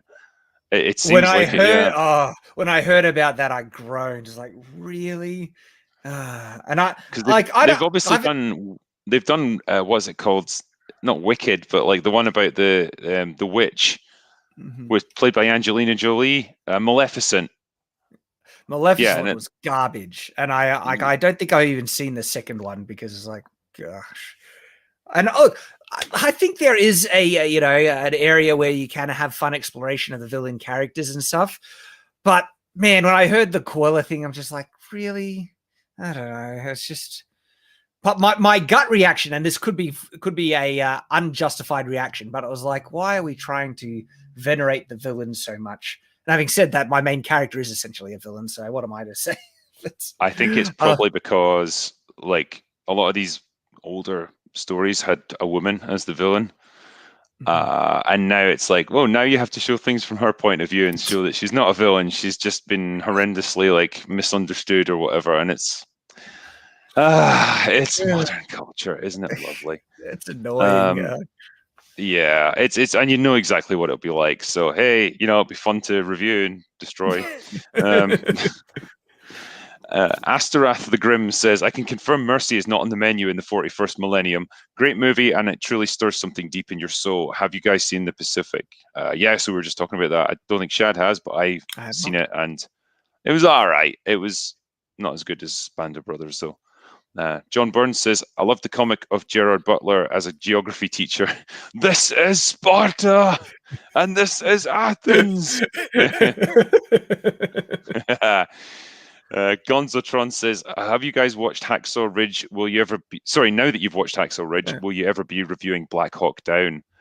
That is a good movie. I like it. And it's another one on true events, eh? So maybe one day. I haven't seen it, unfortunately. Oh, I recommend it. It's a good film. Right. Wormy Spoon says, review, what dreams may come or flash of genius. So many, man. So many reviews to do. John Burns says, Shaun of the Dead and Tucker and Dale versus Evil had lots of gore. Good movies, but still lots of gore. Does the bad guy in Tucker look like PM Trudeau? I haven't seen Tucker and Dale versus Evil, so I don't know. But they're asking, does he look like Justin Trudeau? I'm not sure. Marksman of 117B says, scariest non-horror movie is Come and See, a Soviet masterpiece about World War II and one hell of a movie. It's an experience. I think it's worth a review. Come and See. Don't know about that. And last one here, Thematic says, massive fan of both your channels. I've got 2 credits. What book would you recommend of each other's, and why would you recommend said books to us? I mean, I think Shad's only got Shadow of the Conqueror. I only got the one out of the moment, so that's an easy one. And I would recommend Drinker's first one, the one chronologically of his Jake series. Oh, wait, there's just a couple that have come in here that's like on the live feed that I'm seeing. John Burns says, the comments about language-based puns reminded me of translating out of sight, out of mind into Russian, then French, then back into English, being invisible, insane. Yeah, man, that would be a challenge. Deef says, have you seen Danger Close, The Battle of Long Tan? It's an Australian Vietnam movie. No, I haven't seen that one, I'm afraid, so I don't know anything about it. No One Likes You says, what is your take on the Johnny Depp drama and his subsequent cancellation from upcoming films, and what are your favorite roles that he's played? Yeah, it's disgusting, really. And I love how, he seems to have been removed from pretty much everything, but old Amber just keeps trucking along, like no problems for her. Yeah. But yeah, you got to love him in Pirates of the Caribbean, man. He's just playing a great character and just having the time of his life. The character for me got a little lost after the first, most definitely the second one, and by the fourth one, it's like, because in the first one he was bumbling, but he was also competent. He and it was also like knowingly competent. Whereas by the fourth one, it was like he was just a bumbling idiot that mistakenly would succeed occasionally. And yeah, I think they lost some of the charm and direction of his character through the series. Yeah, I think they sometimes do this with series, like the characters just become parodies of themselves after a while. Because they just keep emphasizing one trait about them. So yeah, I totally get what you're saying there. And last one here from Riff Magos says, Hail Drinker, if and when Ryan makes his trilogy for Star Wars, I look forward to your entertainingly astute reviews. Man, that is never going to happen. I saw some headlines that it might be going ahead. I'd seen that, but it was literally just an interview, and he was like, yeah, I'm still in development on it. That's it. Like nothing announced, no production, and it's pretty much like I've still got other things I'm doing in like first, so it'd be years before he even got onto it. And by then, I think Kathleen will have retired from Lucasfilm, and there'll be no one there to back him. So I really can't see his film is ever getting made. But the reaction would be hilarious if it ever did. But anyway, I believe we've reached the end of our super chat. So I think we made it to the end, man. It's been an epic adventure. That's 4 hours this stream's been going on. My God, man. I've loved it. It's been an absolute pleasure the whole way through. And man, thank you for inviting me to come on. Truly, genuine pleasure. Thank you for joining me. It's been great, mate. It's the first time we've really had a chance to chat, but I've really enjoyed it. So I mean, if you ever want to do something like this again, just let me know. It'd be great. Totally. But for everyone who's watching, like, thank you to everyone in chat. Like, thank you for all the generosity. Thank you for the super chats. I hope you've enjoyed this stream tonight. I've left a link to Shad's channel in the description, so please give him a follow. He produces awesome content about, well, everything sharp and pointy that can kill you. And it's really good stuff. So he also does great reviews of movies as well. So awesome guy. And thanks very much, man. And I believe that is all we've got for today. So we are away now.